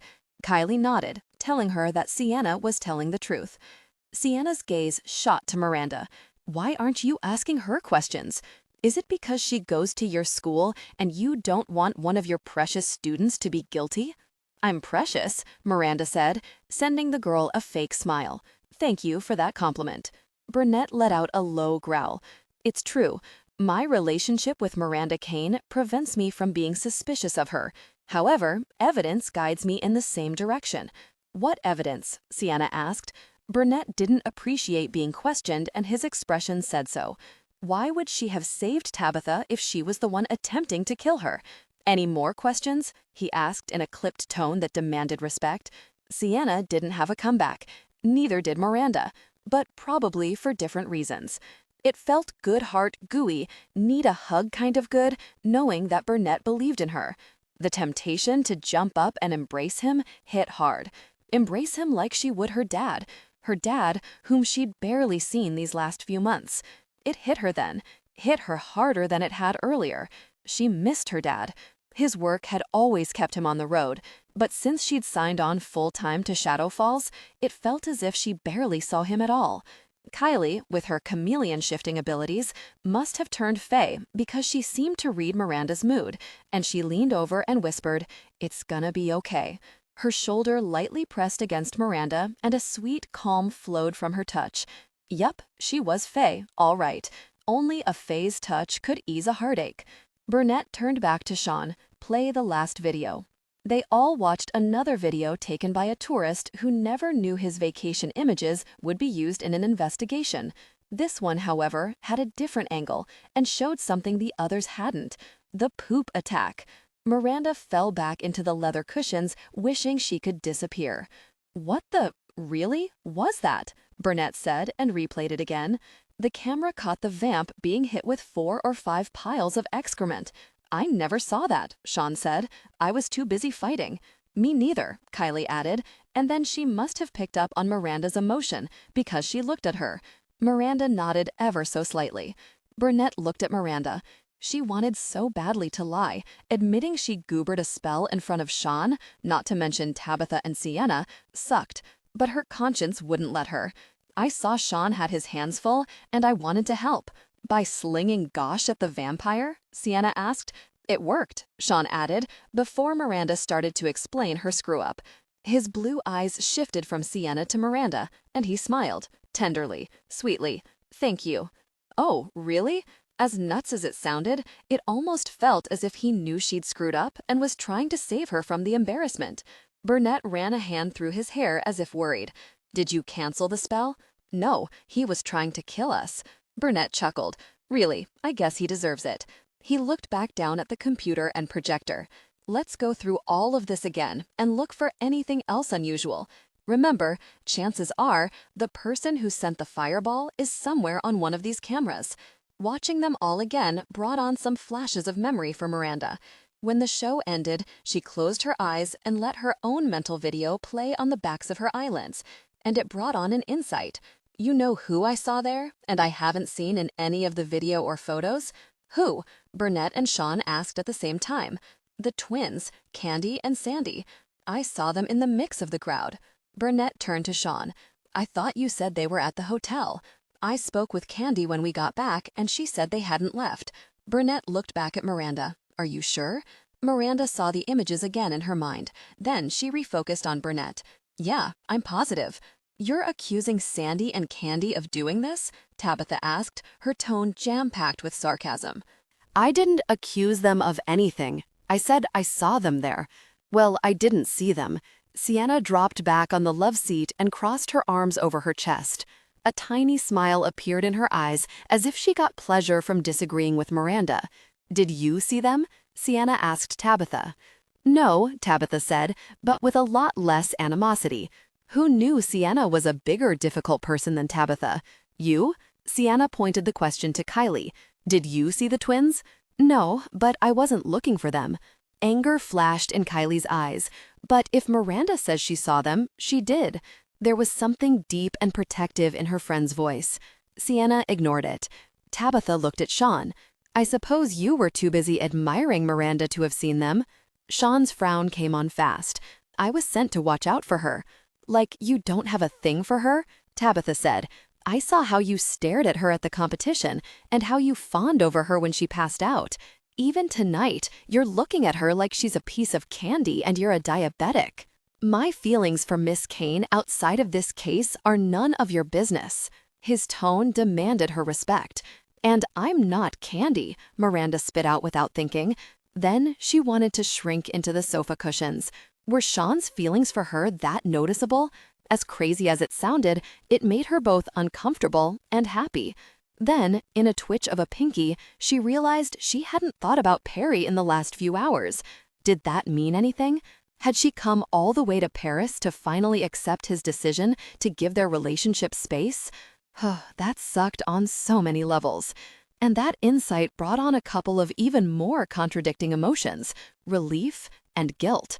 Relief that she was finally moving in the right direction, meaning emotionally moving away from Perry, and guilt because she was emotionally moving away from Perry. How could she shift away from him when she loved him? Was it because down deep she still held a thing for Sean? Burnett stood up and looked at Sean and Kylie. "You two hold down the fort here. I think I'll have a little chat with the twins." He started out, but turned and looked back, his gaze shifting to Miranda and then to Sienna and Tabitha. "I hope I don't have to remind you three that you can't leave here."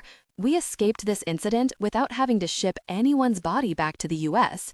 Let's not give whoever is doing this another shot at it. But you just said that Tabitha was the intended victim, Sienna said. For that attempt, Burnett said. He's already killed 2 of the girls who are high contenders to make this round of the contest. From where I stand, it appears you were all intended victims. And until I know differently, you will do as I say, like it or not. He left in a flash, a cloud of anxiety lingering in his wake, a cloud that brought on silence, a silence shattered by the ringing of Miranda's phone. She reached for the cell, hoping it would be her dad, but nope. She looked at Kylie and whispered, "Oh gosh, it's my mom. If I tell her what happened, she's gonna freak." Her mom hadn't freaked, probably because Miranda hadn't told her. Well, she told her a little, but downplayed the whole thing to make it sound like nothing more than a little inconvenience and a little attempted murder. Seriously, it was just a few misbehaving vampires. Miranda stood, wanting to find a private place to chat. Before she got away, Kylie reached over and squeezed her hand, offering a touch of calm. Obviously, she could read Miranda's emotions.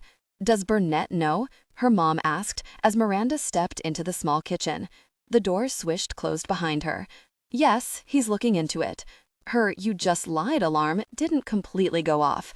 Downplaying something wasn't completely lying. Besides, her mom was thousands of miles away and wasn't going to be here for a couple days. No reason to get her all panicky. There was a pause. "Is Dad home?" Miranda asked, remembering how she'd suddenly missed him earlier. "No, he was asked to work another week in England. He seems to be working more and more lately." Miranda tried to keep her frustration from her voice. "Yeah, he's a workaholic." A slight note of discontent sounded in her mom's voice. Her mom had never complained about her dad's schedule. She'd accepted it. As a matter of fact, she'd heard her mom tell people that she wasn't sure she could live with a man full-time. Her parents had never had what you could call a normal relationship, but they seemed happy. For the first time, Miranda worried. Perhaps her mom was getting lonely. Not that her mom was the type to get lonely. She had the social calendar of a celebrity. If anything, before Miranda had left to go to school at Shadow Falls, she'd often felt she was interfering with her mom's busy schedule. "So, he's not going to come to Paris?" Miranda's question met silence. "It would only take a few hours to get here by train." "Mom?" No, your dad's not into competitions. You know that, dear." "Yeah, but I've never been up for High Priestess before." Not that this was her dream. Her mom was the one pushing for Miranda to climb the Wicca ladder of success. Or in France. "I just thought he might, make an exception." Another pause. "Maybe you could call him and ask. We haven't had any family time in months." "You're right. We should go skiing in Colorado, right after Christmas. I think it's his year to work on Christmas Day, but I'll mention it when I speak with him." Her dad, along with a friend, owned several boutique hotels across the US. Her mom had never wanted to live out of a hotel room, and other than a couple of times a year, they never stayed at one of her dad's properties. "Maybe if I call and ask him to come to Paris, he'll do it," Miranda said, feeling secure in her relationship with her father. It was her mom that Miranda had always felt she disappointed. "It will only make him feel bad if he has to tell you no. Let's not make him feel bad, okay?" Miranda had heard that line before. When she first realized that most fathers didn't travel so much for their jobs, she complained that her dad wasn't going to be around for a holiday. "It's just a day," her mother told her. "We can celebrate Christmas or Easter any day." And they did, always. Her family life had never been traditional, but when she considered her friends with more traditional family lives, friends whose parents divorced and even sued each other for custody of the kids, Miranda decided non-traditional wasn't all that bad. Sure, her parents argued. Her mom would turn her poor dad into a baboon or a rat, but she always changed him back. And after a few days of not speaking to each other, they always made up. More importantly, Miranda sensed they were happy. "When is your plane landing in Paris?" Miranda asked, in lieu of agreeing to not calling her dad. She missed him, darn it. What would it hurt to call him and ask him? She had never really considered herself a daddy's girl, but realizing someone might be trying to kill you had this girl wanting her first hero. "I'm not sure. I'll have to check my ticket." "Okay," Miranda said, and looked back to make sure the door was closed. Now that she had her daddy issues resolved, she decided it was time to tackle a different issue altogether. "Mom, can I ask you something?" "Why, sure," she replied, yet her tone sounded unsure. "But if this is about sex, let me sit down first. And if you're going to tell me you're pregnant, I'm gonna need to fix a drink." Silence spilled into the line while Miranda tried to wrap her head around her mom's response. "Oh gosh, do I need a drink? No, it's not about sex, and I'm not pregnant." Miranda recalled that Della's parents were always accusing her of such things. Rolling her eyes, she sat down at the small kitchen table. "Why would you even think that? Is it about that boy, Peter?" "Perry, not Peter. And no, it is not about him." "Okay, then I should be able to handle it standing up and sober." Miranda inwardly sighed. Who knew her mom was such a drama queen? What happened between you and Tabitha's mom 14 years ago? Miranda heard her mom's deep breath. What? Is Mary Esther there?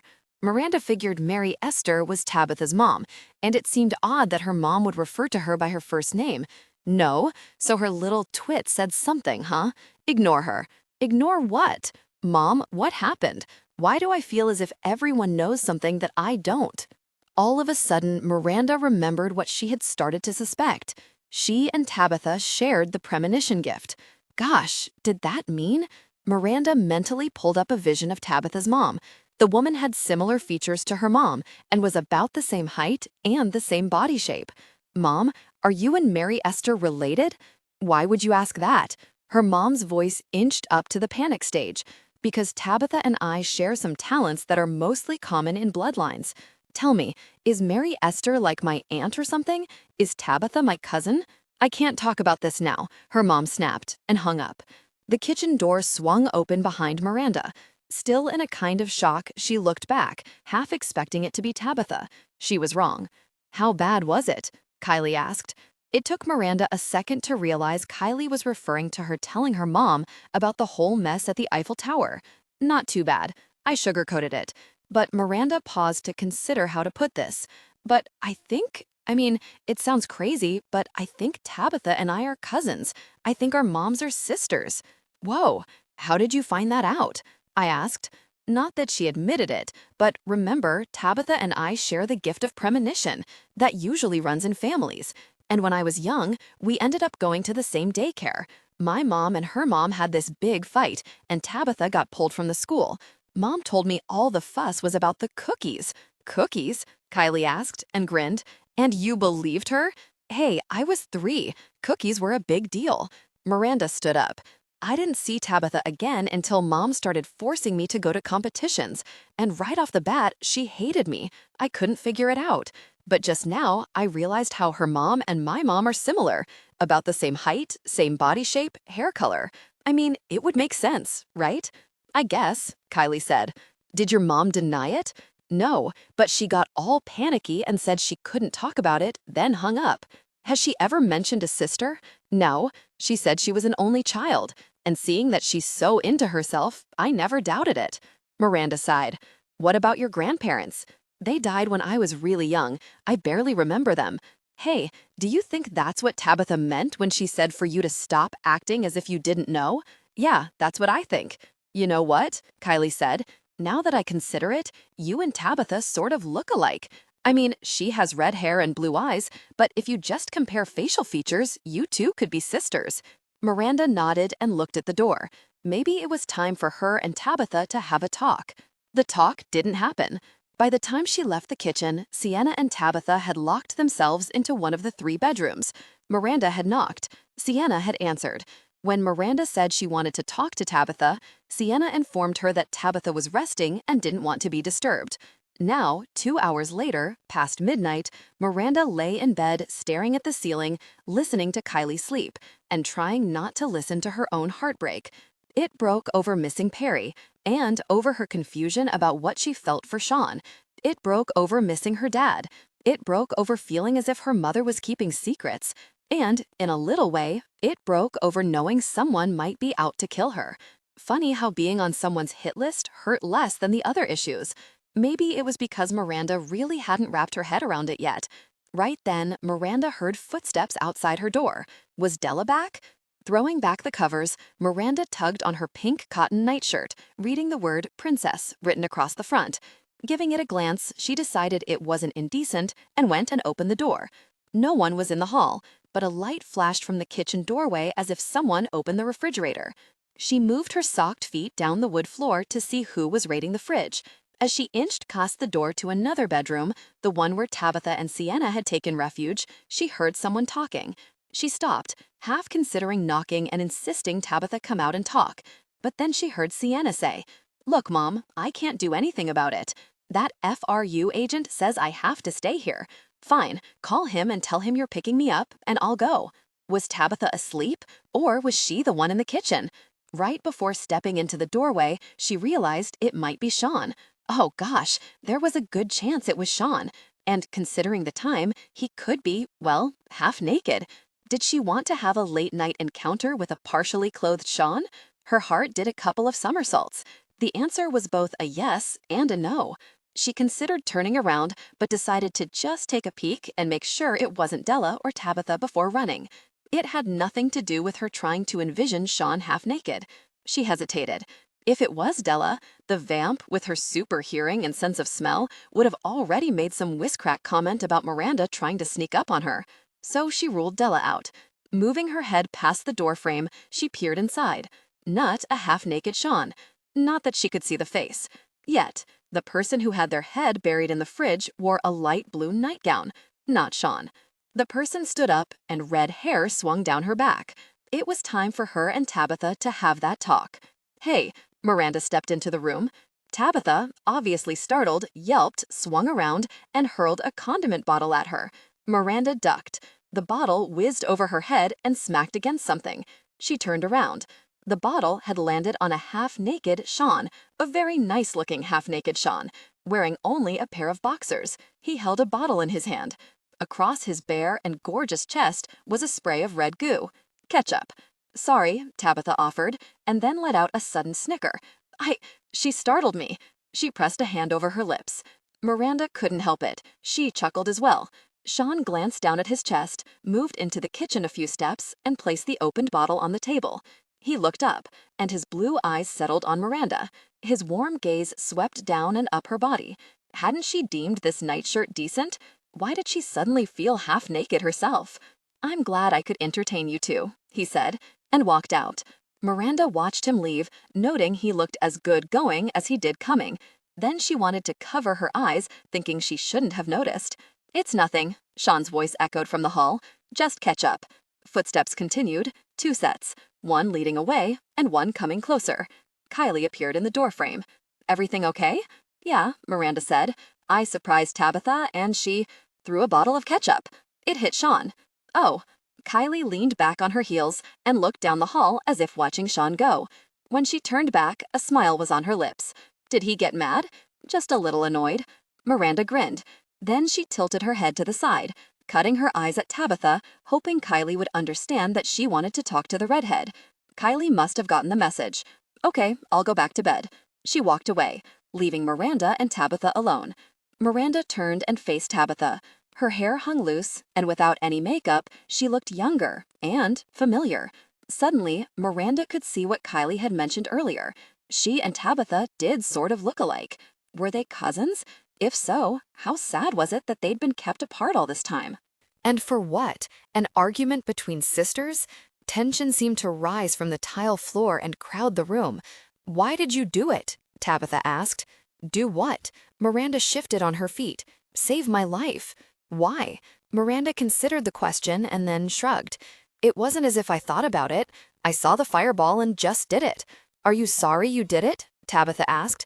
"No," Miranda said, and tried to find a way to figure out if she was right about them being related. Tabitha frowned.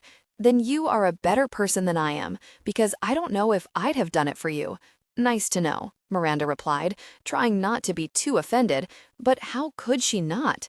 The girl would have let the fireball fry her rear. "You hate me that much?" "I hate your mother that much." Tabitha clutched her fists at her sides. "Why? Just because your mom hates my mom, you hate her?" Miranda asked. "Don't you think? That's only part of it." Tightness deepened her tone. Miranda tried to make sense of what Tabitha was saying and finally gave up. "What's the other part? What happened between them?" Tabitha just stared. "You really don't know, do you?" "I think I do," Miranda said, and when Tabitha didn't chime in, Miranda decided to say it.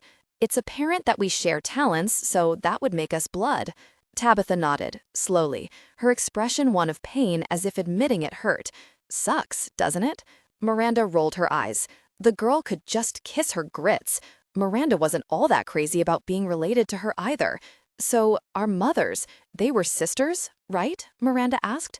What? Astonishment flashed in Tabitha's eyes. You really don't know, do you? Know what? Miranda asked. When all Tabitha did was gape at her, Miranda added, Goodness gracious, just tell me. She would have loved to fake it, pretend she knew the secret. Frankly, Miranda didn't like feeling ignorant, but her need for answers wiped out the embarrassment. Tabitha shook her head as if in pity. How could you not have figured it out? Are you stupid? Stupid?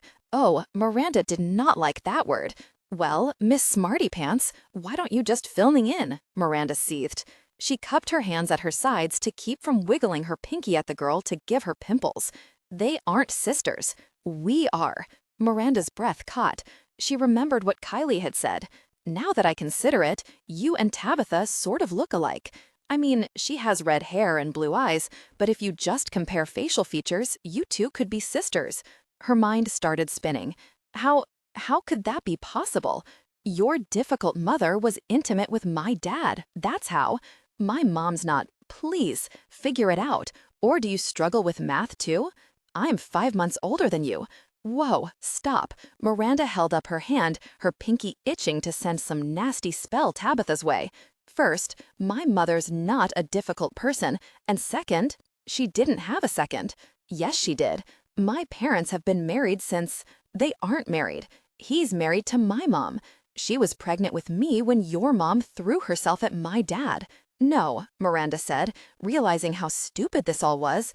My dad's name is Kane, and yours is... Yeah, I know he also goes by Austin Kane, and your mom had her name changed to Kane, hence you are a Kane, but his real name is Austin Evans. I know because I've seen his birth certificate. He was born in England. My mother is Irish. They met and married there. No, Miranda snapped. You're lying. This is like a mean trick or something. Kylie appeared in the doorway behind Tabitha. No doubt the arguing had roused her again. What's wrong? Kylie asked. Tabitha ignored Kylie. This is no trick. Don't be a fool. Tabitha's voice rose with anger. What does he tell you when he leaves? That he's working? Because that's what he tells me. Of course, unlike you, I'm not foolish enough to believe it. Everything in Miranda's life suddenly felt like a lie. She felt like a fool. If you're lying to me, I swear You'll what? Turn me into a skunk like you did to your friend's cat? Or are you going for a kangaroo this time? Not that it matters, because I'm not lying, and I can see in your eyes that you already know I'm not. Accept it, Miranda. Your mother is an unfaithful person, and you're nothing more than a child of an affair.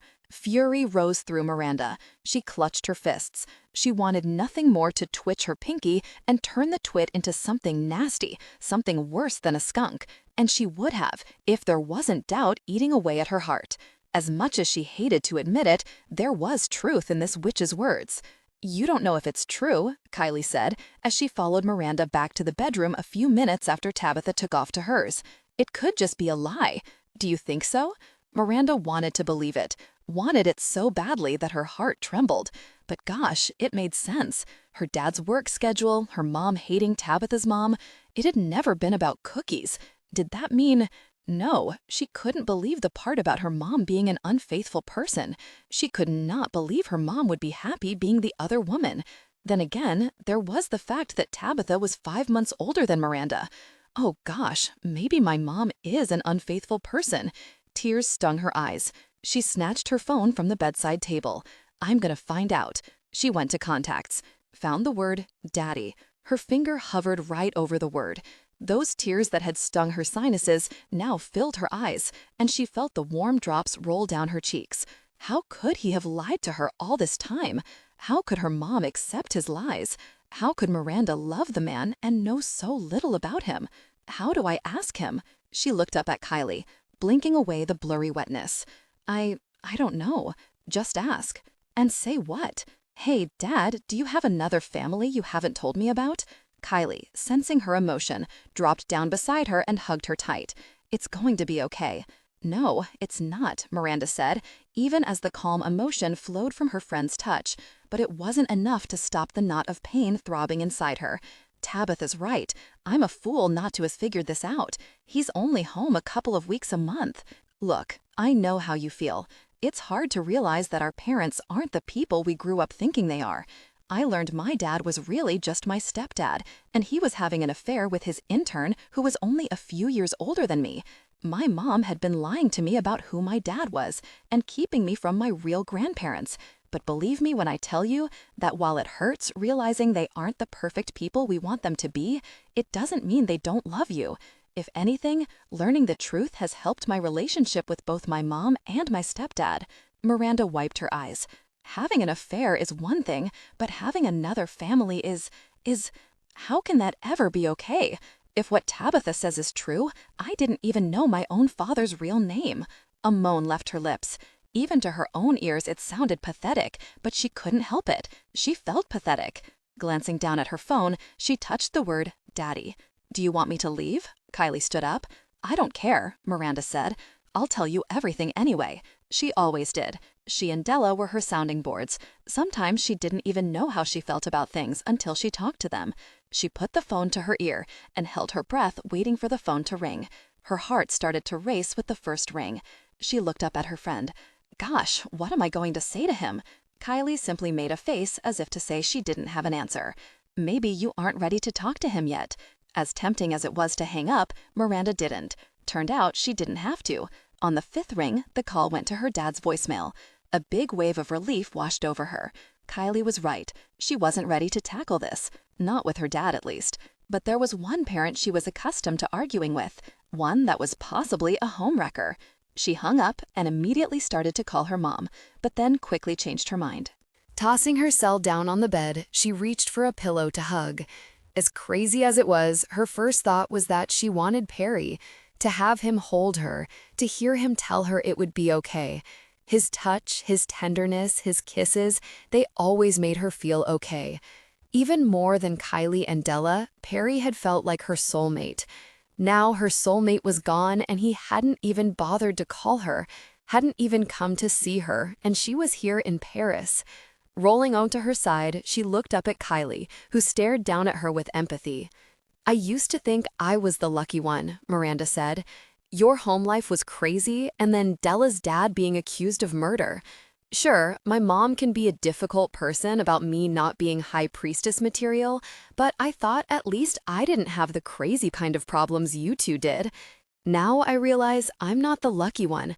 I'm just the stupid one who didn't see it. You are not stupid.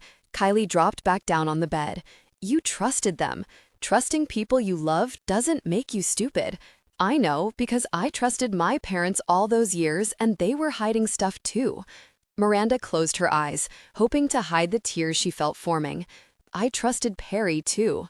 Kylie put her hand on Miranda's shoulder. Warmth and peace flowed from her touch. Love makes us vulnerable, Kylie said, but to live without it makes us miserable.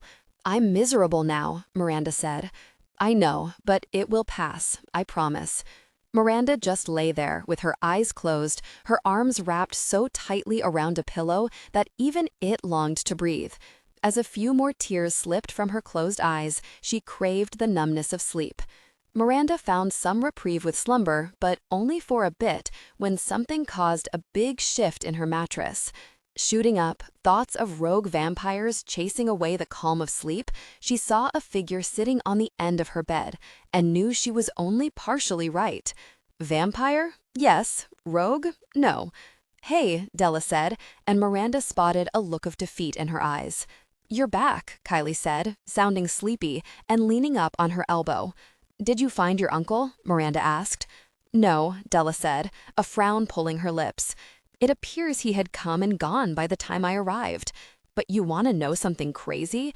I could swear I got a weak scent of chase when I got close to this building. You think he was here? Kylie asked. No, I'm sure it's just someone with similar DNA. Sorry, Miranda and Kylie said at the same time. It's okay, Della said, without a lot of confidence.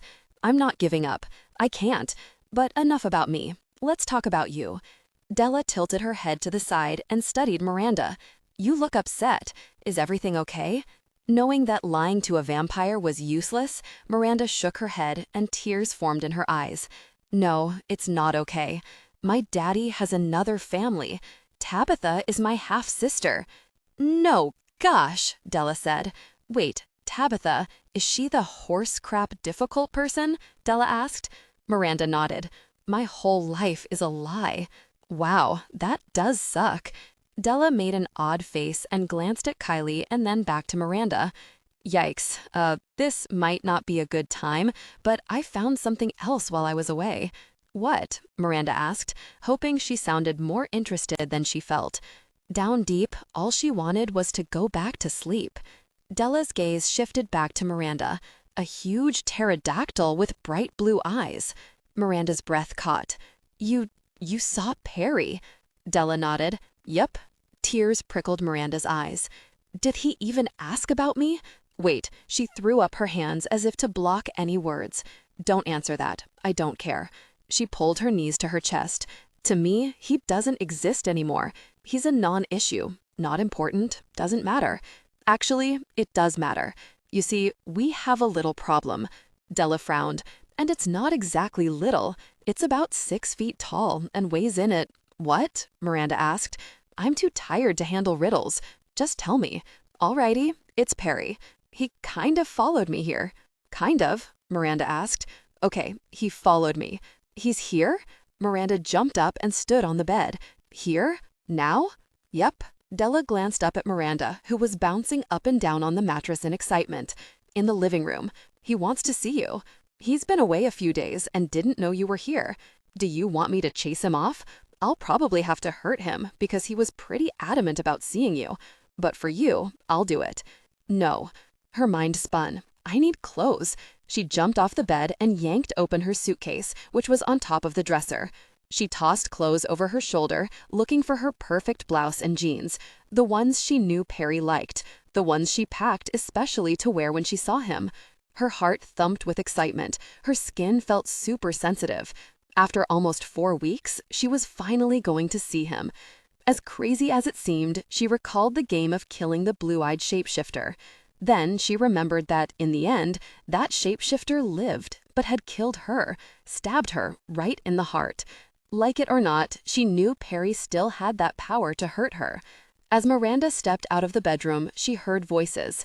Even with her heart on the chopping block, her palms itched and the air tasted sweeter as she took the last steps to the doorway. Perry was here. He wanted to see her. The sweetness faded when the first thing she saw was Sean, still half naked, his arms crossed, and a frown dominating his expression. His gaze shot to her. "You don't have to see him if you don't want to," he said, his tone deep. Was that a touch of hurt she heard in his tone? She looked across the room, and her heart leapt at the shapeshifter. He wore jeans, they appeared a little tighter than he normally wore, and a green long-sleeved polo shirt. His hair, blonde with a few loose locks, looked a little mussed, the way he'd flown, or maybe after one of their makeout sessions. His eyes were their normal, bright azure, and those baby blues were on her, staring, drawing her closer. Emotion flashed in those liquid pools of color, and she felt as if that emotion echoed inside of her. "Do you want him to leave?" Sean asked again, and he uncrossed his arms, showcasing his bare chest, but really, if she already hadn't forgotten the half-naked warlock was even in the room. Miranda glanced back at him, and she hated knowing this might hurt him, but she wouldn't send Perry away. "No, it's fine. I want to see him." She saw the way Sean's eyes reflected disappointment. When she looked back at Perry, his eyes were brighter. "Now that we've got that settled," he said. His deep, familiar voice sounded like music to her ears, and his tight focus stayed on Sean. Inhaling deeply, as if fighting some other impulse, he glanced back to her. "Would you like to take a walk with me, so we might have some privacy?" The emphasis he put on the word privacy seemed to mean something. Had he already picked up on Sean's interest in her? If so, was Perry about to morph into some super beast and try to teach the warlock a lesson? Standing frozen, feeling a bit overwhelmed, she just stared. Perry repeated, "A walk? It's a nice night." The word yes danced on her lips when Sean spoke up again. "Sorry, she can't leave the apartment. I'm in charge of her care." She turned to Sean, slightly annoyed. A quick walk. We won't be long. No. His frown deepened. Sorry, Burnett's orders were clear. No one leaves. Burnett trusts me, Perry said, his tone deepening with anger as his eyes grew brighter with the same emotion. For a second, she feared he would shift and start trouble. He didn't. Perhaps, Sean said, even as misguided as that may be, it's not you he's worried about. She might be in danger, and I'm the agent hired to make sure nothing happens to her. As if I would let anything happen to her? Perry countered. Sean's gaze flipped back to Miranda. She shook her head slightly, pleading for him not to do this.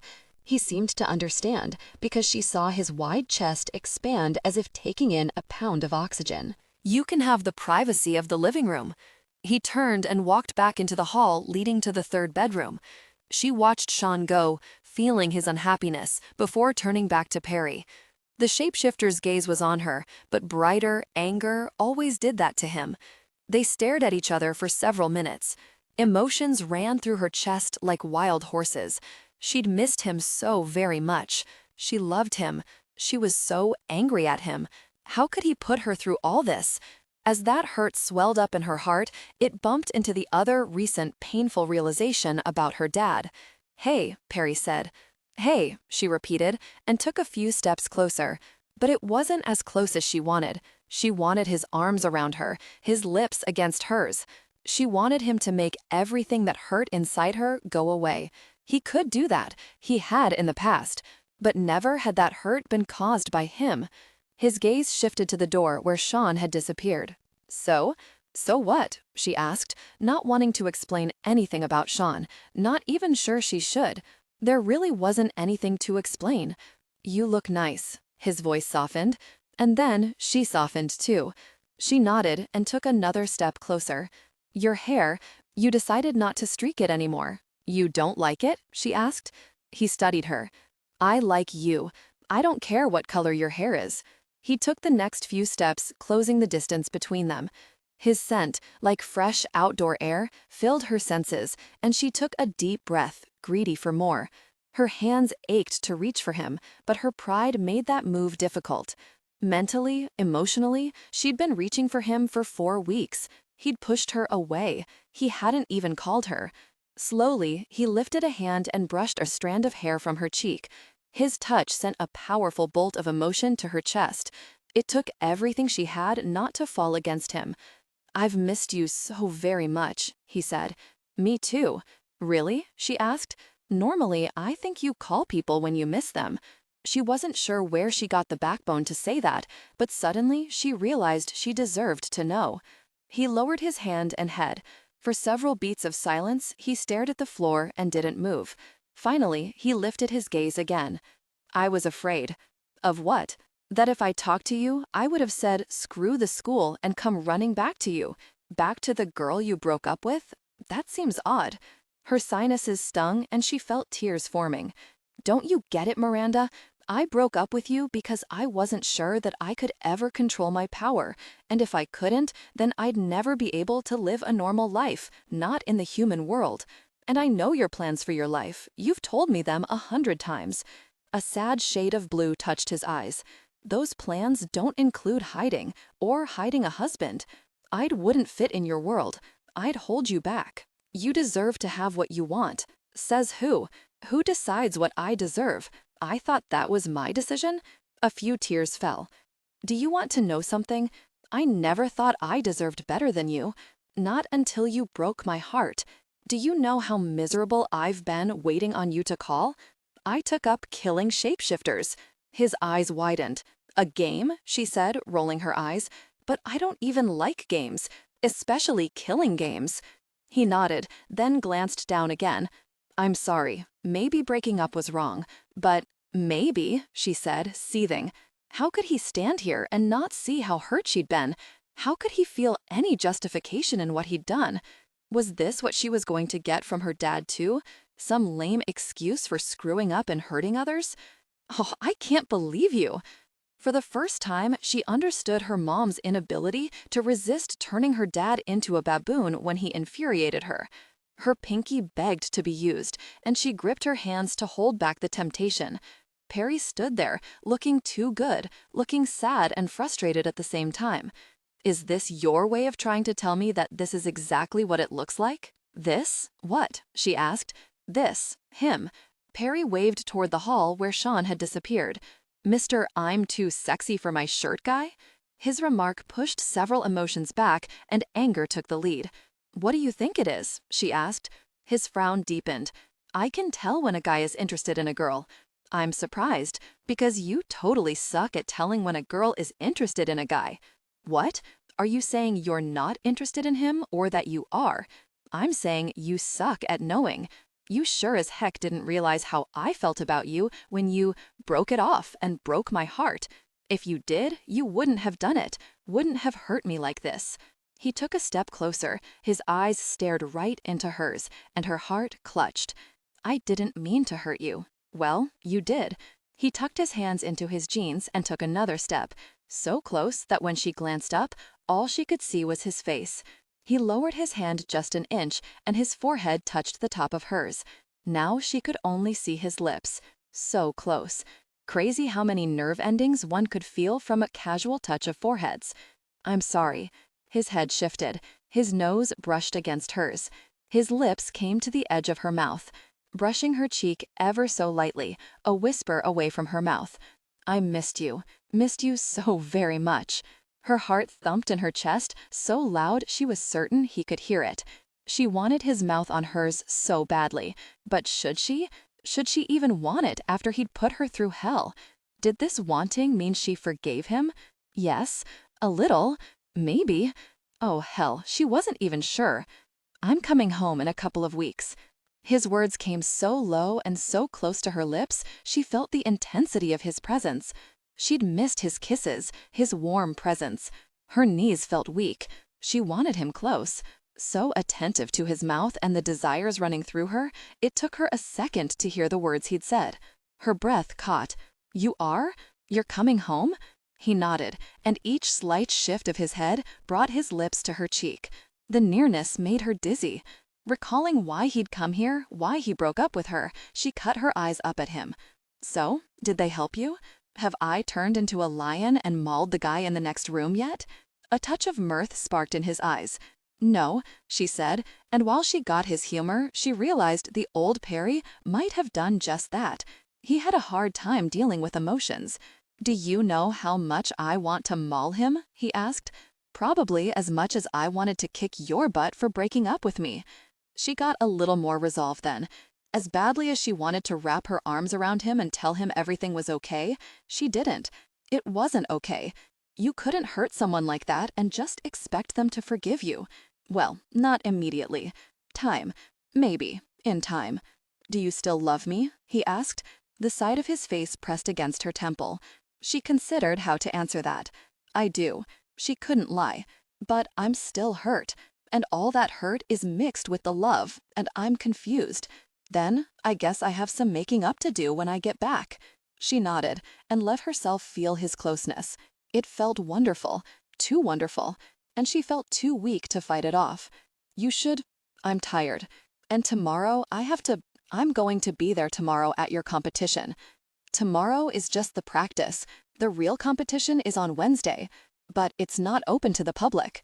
Then I'll sneak in, he said. Being a shapeshifter, he could do that. I'll be there, he said. All of a sudden, she wasn't sure if she was ready for him to leave. She swallowed. I'll call tomorrow and see if I can have them put your name on the list. You won't have to sneak in. Good, he said, and his body brushed a little nearer. So close her breasts came against his wide chest. Can I kiss you? He whispered. Just one. One little kiss. Air left her lips. The exhale sounded like a sigh. I'll take that as a yes. He smiled, and then that smile and those wonderful lips met hers. She wasn't even sure who ended the kiss, if it was her or him. Probably her, because the magic of it had started to fade, and the hurt that he'd caused slowly rose to the surface. He reached up and put a palm on each of her cheeks. His forehead lowered ever so slightly, and he studied her eyes. I'm so sorry I hurt you, he said. And I know you don't believe me, but I did it because I do care, and I'm going to do everything in my power to fix this. She inhaled and words slipped out before she could stop them. "I'm not sure you can fix this." "Watch me," he said with determination. She didn't say anything. Part of her wanted to believe him. Okay, most of her wanted to believe him, but the hurt from her heart, and not just the Perry hurt, but Daddy hurt, swelled up inside her. "What else is wrong?" he asked, his gaze soft, caring, and all-knowing. She swallowed, felt the knot in her throat, and didn't think she could talk. He always did that. It was as if he could read her by looking into her eyes. "Are you worried about the case?" "I'm not going to let anyone hurt you, if that's what it is." He used his thumb to brush a tear from beneath her lashes. "Della told me all about the threat. I'm sure Burnett is all over it, and now I am too." She shook her head. "It's not just that." "What else?" "Do you remember Tabitha, the girl, the one you went to preschool with and caught spying on you at Shadow Falls?" Miranda nodded, a swell of emotion tightening her chest when she realized he remembered. How many guys remembered the little details of their girlfriend's life? "She's my half-sister." "Very," Perry said. "So your dad had an affair with her mom when your mother was pregnant?" Miranda had to swallow before she could tell him the truth. Or at least, the truth Tabitha had told her. "She's older." She took a step back and swiped at a few tears lingering on her cheek. "She says that her mom and my dad were married, that my mom is the one who had the affair." "Oh," he frowned. "Have you asked your parents?" "I called my dad, but he didn't answer, and I didn't leave a message. I didn't know how to ask him." She swallowed another painful lump down her throat. "My mom is on her way here." "Is your dad coming?" Perry asked. She shook her head. "He never was into the competitions." That's when she realized the reasons for that. I wonder if this is why. Did he know Tabitha was going to be competing in the same competitions as me? Perry stood there as if in thought. "I'm gonna say something and I'm not sure it's going to help, but it might." He frowned. "As bad as your situation is, at least he was in both of your lives. Both my mom and dad left me, Miranda. And while I tell myself that it doesn't matter, at times like these past 4 weeks, missing you and feeling so lonely, it felt like it matters. So I don't care how imperfect your parents are, it could be worse. Your father, or even both your parents, could have chosen not to be there at all." He inched close again and put his arms around her. She leaned her head to his chest, and they just stood there, his arms around her chest against his chest. They didn't move. Or they didn't until the front door to the apartment shot open. Perry swung her behind him to face the intruder. A deep, protective growl rang out. Miranda felt the tingling current of concern surge through Perry's back as he turned to the door. An electrical buzz radiated from him, telling her he was preparing to shift into something fierce. She wasn't, however, ready to let him do all the work to protect them. She lifted her hand, pinky ready. "When did you get back?" the deep voice asked, and tension shattered. Miranda recognized Burnett's voice and lowered her pinky. "This evening," Perry answered, frustration sounding in his tone, and his eyes brightened. "I would have been here sooner had I known you all were here." Burnett nodded. "I called and spoke with your instructor, Mr. DeLeon. We decided it could wait until you were back from your assignment. I would have liked to have been included in that decision." Perry's shoulders tensed. "You are here now. That's what matters," Burnett replied. He moved closer and pressed a hand on Perry's shoulder. "It's good to see you. I've missed your presence at Shadow Falls." She sensed some of Perry's tension lessen. The relationship between Burnett and Perry had always been close. Not everyone knew it, but when Perry had gone into his first home, Burnett, already a teen, had been there as well. So in a way, Burnett was like an older brother to Perry. "I've missed being there," Perry said, as he shuffled his feet slightly. "Did Mr. DeLeon tell you my news?" Burnett smiled. "Of course he did. I'm proud of your progress." Miranda suddenly felt bad that she hadn't had more interest in his accomplishments. But maybe she'd have been more invested if he hadn't used those accomplishments as a meter to decide if they would stay together. Miranda suddenly remembered where Burnett had gone this evening. "Did you speak with the twins?" He nodded. Footsteps echoed down the hall. Kylie and Della walked into the room. Kylie walked right up to Perry and gave him a tight hug. "I've missed you." "Same here," Perry said, and embraced her back. Suddenly, Sean showed up with his shirt on this time. His gaze shifted to Miranda, and she spotted the disappointment in his eyes again. She glanced away, unsure why she felt guilt, but she did. Just a touch. As soon as Perry spotted Sean, he dropped his arms from around Kylie. His smile turned upside down and he shifted closer to her. "Who are the twins?" Perry questioned. "Fellow contestants in the competition," Burnett offered. "They claim to have been at the hotel during the last attack, but Miranda spotted them on the scene." "And?" Miranda asked. "They admitted to being there. Said they initially lied because they were afraid of going against my advice not to leave the hotel." "And were they lying again?" Della asked. "No," Burnett said. "They were speaking the truth. That or their hearts can lie." "So you are looking at one of the contestants for doing this?" Perry asked. "Or someone who has something to gain from a person's win," Perry said. And Burnett nodded. "Are you considering it could be one of the contestants from another country?" "There had been no threats to any of the contestants other than those from the US, Burnett said. "Tomorrow morning, I plan to call a meeting with the parents of our competitors. Hopefully, that will give us some insight." "I don't think my mom will be here yet," Miranda added. Burnett glanced at her. "She's already here. She arrived a few hours after we did yesterday." "No, I spoke with her, and Miranda recalled how her mom had talked around the question of when she was arriving. Why would she lie to her? What the hell was she hiding?" "And?" Burnett asked, instantly realizing this might give Burnett the wrong impression, as if her mom might be connected to the murders. She had to kick her brain into high gear to find an answer. "I just assumed she hadn't left yet. It wasn't a lie, not a complete one, so hopefully her heart rate wouldn't put Burnett on alert. The fact that it alarmed Miranda was another matter altogether." 30 minutes later, Miranda, Kylie, and Della climbed into the one full-sized bed in the bedroom. They rested shoulder to shoulder with Miranda in the middle. Not that the arrangement was all that strange. Many nights at the cabin, they'd all piled into Della's whole-sized bed. But being in Paris, it felt different. "Lights off or on?" Kylie asked. "Off," Miranda said. Kylie shifted and the room went black. Then she settled back on the mattress. Burnett had insisted that they all needed to get some rest before the sun rose. Perry hadn't tried to kiss her goodbye, but she sensed he'd been considering it. Her tiny step away from him must have told him she didn't like the idea. She'd already let him kiss her once, and she wasn't sure it had been a good idea. So instead of trying to kiss her, he'd run the back of his hand down her forearm. His touch held so much emotional current, it had hurt. It still hurt. But her mind wasn't stuck on the Perry issue alone. She was still wondering about her mother and the reason she might have let Miranda believe she hadn't arrived in Paris yet.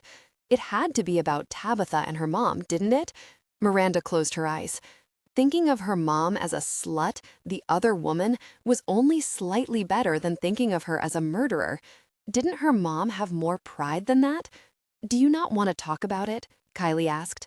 Miranda, knowing she was talking to her, pushed her head deeper into the pillow.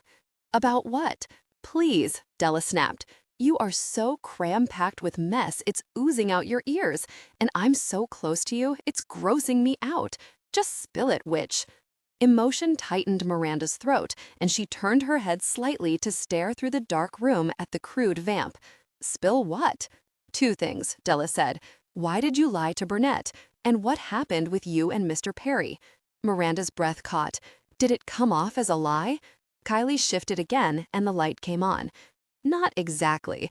We just know you," Della offered. "When you're trying to cover up something, you always shuffle your feet like a cat trying to cover up a deposit in his litter box." She paused. "So, what's up? Why is it that you think I'm supposed to share everything with you and you never tell us anything?" "It's too late to argue," Kylie said. "If you don't want to talk, we're just gonna sleep." When no one spoke up, the light went off. The mattress shifted as Kylie got comfortable again. "What have I not told you?" Della hissed into the darkness and shifted onto her side, propping herself up on her elbow. "Steve," Miranda said. "Or are you gonna pretend like you didn't see him?" "Yeah, that's what I'm pretending, so leave it alone." "Do you still love Chase?" Miranda asked. "I don't want to. I don't want to feel anything for him. He lied, over and over again." "But," Miranda asked, as Kylie sat up and rested against the bed's headboard again. This time, however, she didn't turn on the light. "It's the bond thing," Della said. "It must be. I don't feel right, like part of me is missing." "Love feels a little like that," Kylie said. "I'll bet I've called Lucas 6 times since we've been here." "Lucas hasn't deceived you," Della said, hurt sounding in her voice. "Yeah, he did. He was going to get engaged behind my back. So he sort of did deceive me," Kylie said. But you forgive because you love them. Maybe she doesn't love Chase, but she loves Steve, Miranda said, and looked at Della. Could that be a possibility? I don't know. Della ran her hands through her hair. At this point, I'm not sure I want to love anyone. I hate feeling my happiness depends on someone else. She went to the window and pulled back the curtain and stared out into the night. I know the feeling, Miranda said with a sigh. Della turned around and looked at her. So, you and Perry didn't jump back on the merry-go-round of love? He kissed me, Miranda said. And what kind of kiss was it? Della asked. Good and bad. I'm still so mad. It's like I can't turn the mad off. I know I love him, but I still want to hurt him for what he did to me. Maybe you should. Give him a good kicking. No, Kylie said. Your anger will go away. It just fades. Maybe it doesn't happen like that with everyone, Della said. You are just the sweet, forgiving type. I'm not that sweet, Kylie said. I hate it when you act like I'm a goody two-shoes. Miranda and Della looked at each other, and then back at the chameleon.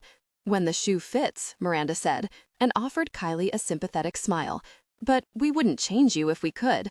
Too sweet, Della pointed to Kylie, then moved her finger to Miranda. Too flighty, and then pointed at herself. Too grumpy. We're quite a team. Della giggled and dropped back on the bed. I feel as if we should be sitting at our kitchen table with Diet Cokes. That's a good idea.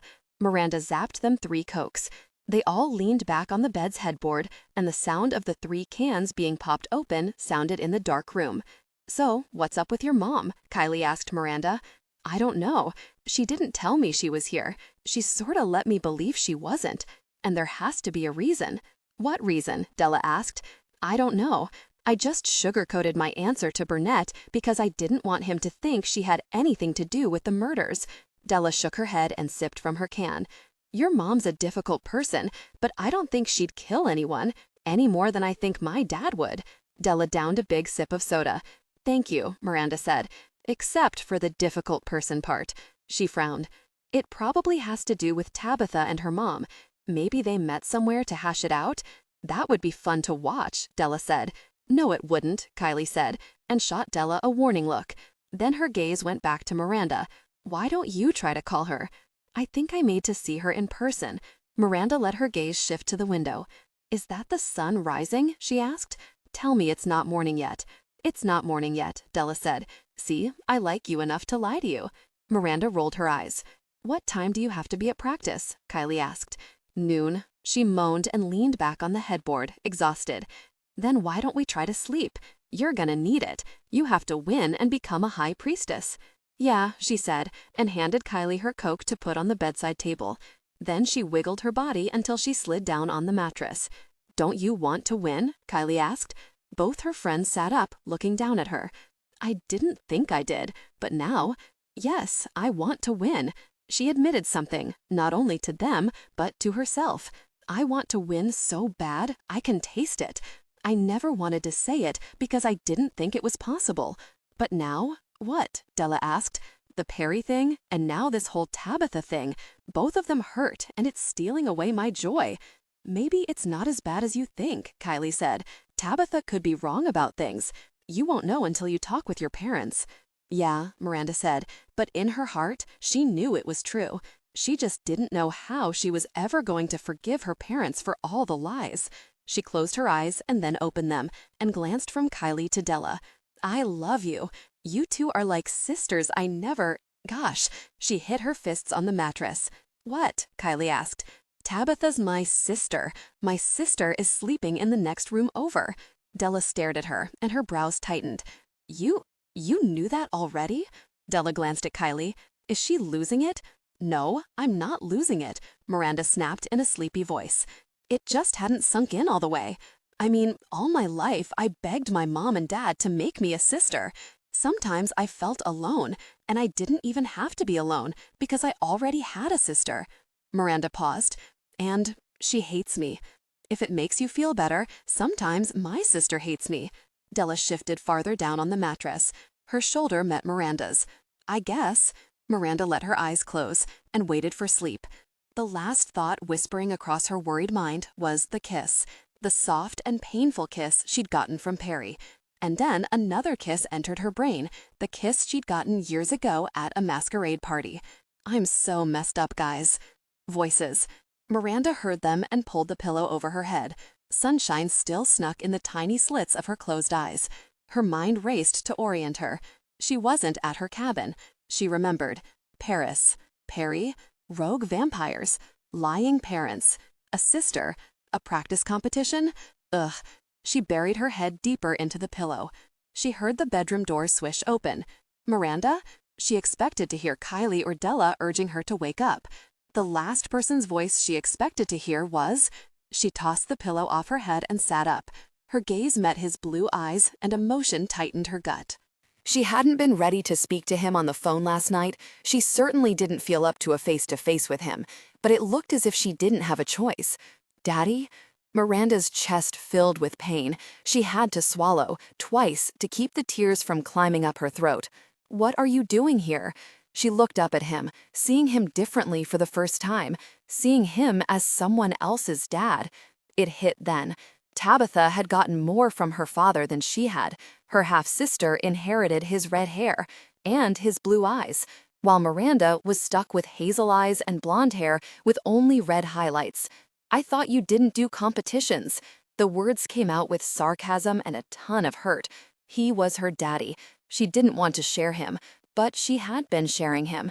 She just hadn't known it. He reached up and rubbed the back of his neck. He always did that when he was nervous. But about what? Then she quickly became aware of his gaze shifting to her and then back to the wall. He knew. He knew she knew. Had Tabitha told him? I know this is hard. His words were tight and filled with what sounded like regret. A little too late for that, wasn't it? She pulled her knees up to her chest and hugged them. What kind of explanation could he offer? She couldn't think of one that made this acceptable. And yet he was here to try. Didn't that mean something? It might, but emotionally right now, she couldn't feel any reprieve. Lies. Everything she'd thought about her family had been a lie. You, mother, called me, he said. Then Tabitha called. That achiness in her chest exploded and flowed into all her limbs. Tears filled her eyes. So it's all true? She asked. His hand swiped down his face, almost as if buying a few seconds to think. For a few minutes, he didn't have to look at her. Did he consider her a mistake? I don't know what all you know, but... He paused and seemed to notice the tears streaming down her face. Don't cry. It kills me to see you cry. Is it true? She demanded, and when he didn't immediately answer, she spelled out what she meant. Is Tabitha my sister? Yes. He looked back at the wall. She blinked, and more hot tears rolled down her cheek. Are you married to her mom and not to my mom? He glanced back at her. His gaze, his posture, everything about him looked heavy, as if the guilt weighed him down. But she wouldn't let herself feel sorry for him. Yes, he said, but it's not like it sounds. She ignored his remark and tossed out another question. Did my mom know? Did she know you were married when you met her? She didn't know why she needed that answer, but she did. Perhaps she needed to know how much to blame her mom for this. If she had known, then, Miranda, I know this sounds terrible. Did you lie to my mom? She spit the question out again. He inhaled. Yes, in the beginning, I lied to her. But it's not like you think. What's not like I think, Daddy? I don't even know your real name. How could you do this to me? To us? Mom and me? He hung his head and didn't move. Finally, he looked up. Divorce was almost impossible to get in Ireland, Miranda. Mary Esther and I had separated. I was considering fighting to get the divorce, but her grandfather turned my uncle against me. My uncle was in charge of my trust fund. He shuffled his feet. Back then, I was nothing more than a spoiled rich kid. I'd lived off my family's money. If I had pursued a divorce, all of my inheritance would have been lost to me. In the beginning, I was willing to sacrifice it, but then I learned Mary Esther was pregnant. While I might have been spoiled, I did not want to turn my back on my child. While I loved your mother with all my heart, I was actually planning on walking away from her because I felt she deserved better. The day I was going to break up with her, your mother announced her own news. She was pregnant with you. Then I was nothing more than a stupid kid with 2 children to support. I couldn't reject what was my only source of income, which was my trust fund. I told your mom the truth. It took a while, but she forgave me for lying and accepted what I could offer. So you just lived with both wives? How gross and sick is that? I seriously think I'm going to throw up. Shock widened his eyes. I do not live with Mary Esther as her husband. Yes, I have a place next door to her. For the most part, I support her and Tabitha. I am as big a part of Tabitha's life as I am yours. And I know your mom hates that, but I can no more turn my back on Tabitha than I could you.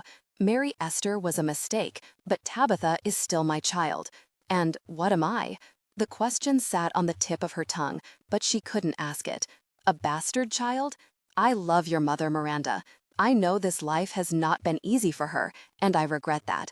While there is no legal paper calling her my wife, she is the love of my life. Together, we made you. We are a family. I love you. We love you. Then why the lies? Why not tell me? Why not give me your real name? In the beginning, it was to protect my trust fund. If my uncle had found out I wasn't living as Mary Esther's husband, he would have happily cut me off. Then, when he died 4 years ago, I actually wanted to come clean, to have you two girls meet and get to know each other. But your mother and Mary Esther had too many grudges. It became easier to live the lie than to come clean. I never meant to hurt you. Miranda swiped the tears from her face. Well, you failed miserably. This, the lies, the secrets, it hurts. I can see that, and don't for 1 minute think it isn't killing me. I want to fix it. That's what I'm here to do.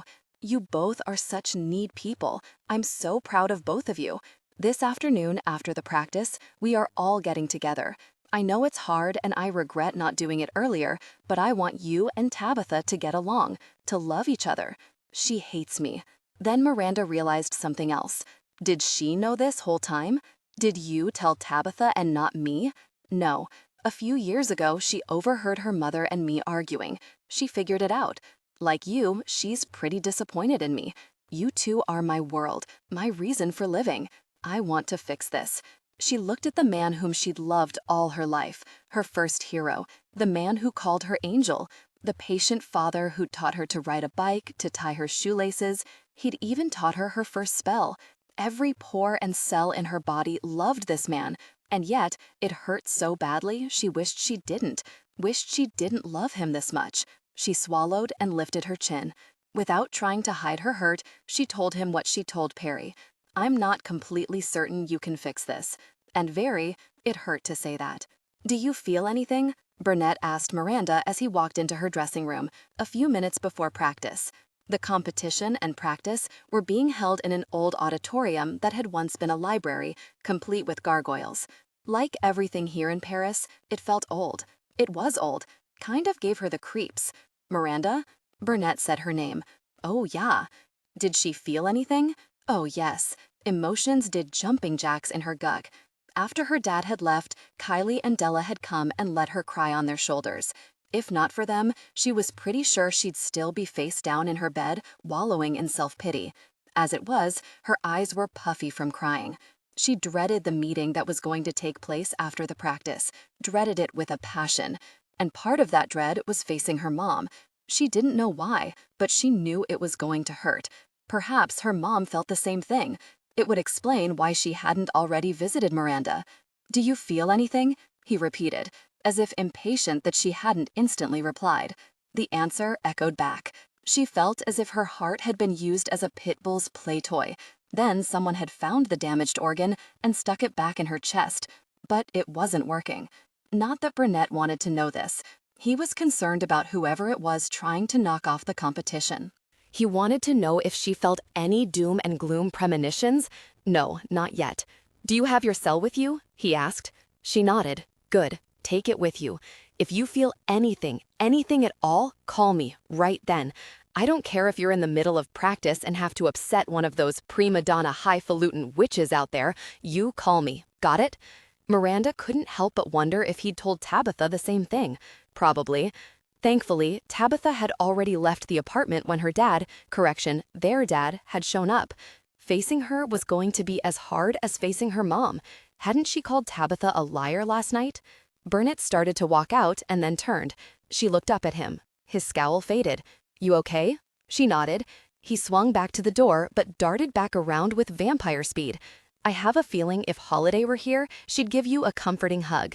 She'd probably be able to know exactly why you look so sad. Maybe you'd even confide in her. I'm not nearly as good at the counseling stuff as she is.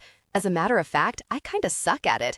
But if you need to talk, I can listen. I have a few minutes now." As tempting as it was, she was afraid if she talked, she'd start crying again. She shook her head. He looked almost relieved and turned around. A small hiccup of emotion left her throat. He looked back again. His expression was uncertain and almost painful. "You need a hug?" She ran into his arms like a scared child. Hugging wasn't Burnett's favorite pastime, and the fact that he'd offered meant the world.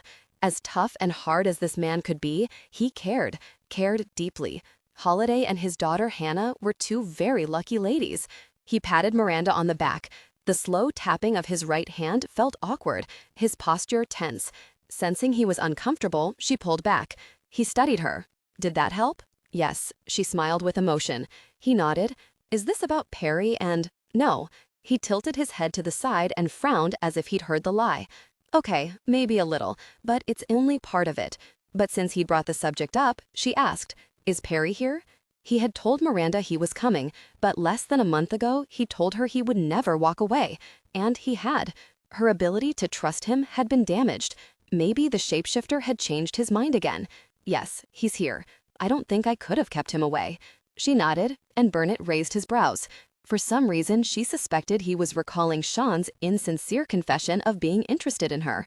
Burnett continued to stare. "Is this, the tears, somehow about your dad's visit this morning?" She nodded. "Anything I can do to help?" he asked.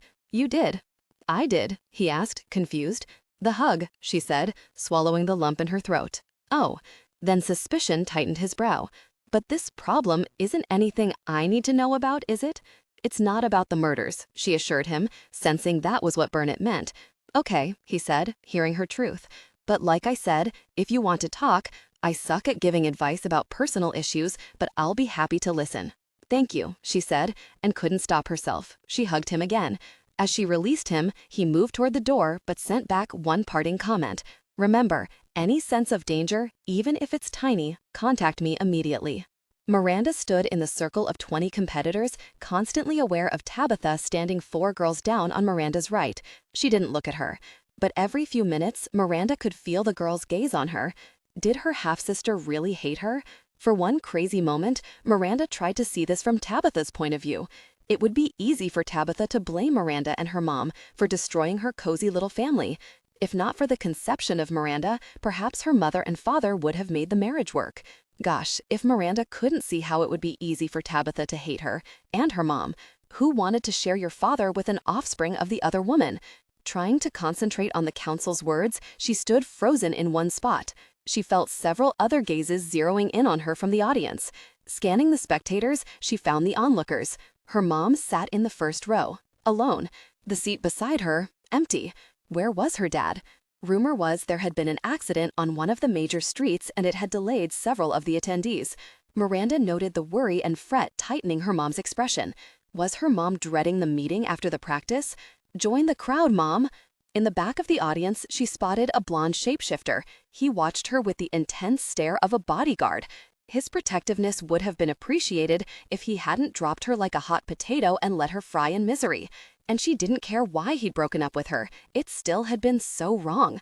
In the opposite corner of the room stood Sean. He smiled.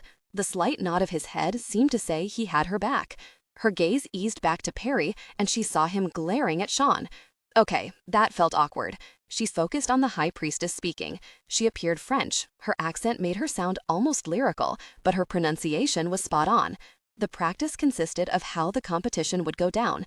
They weren't told what the spells would be, but there were hints that they would return to one of the 4 elements. Miranda sent up a prayer that it wouldn't be fire, especially with her father here. His scars on his buttocks would no doubt itch if she started playing with fire again.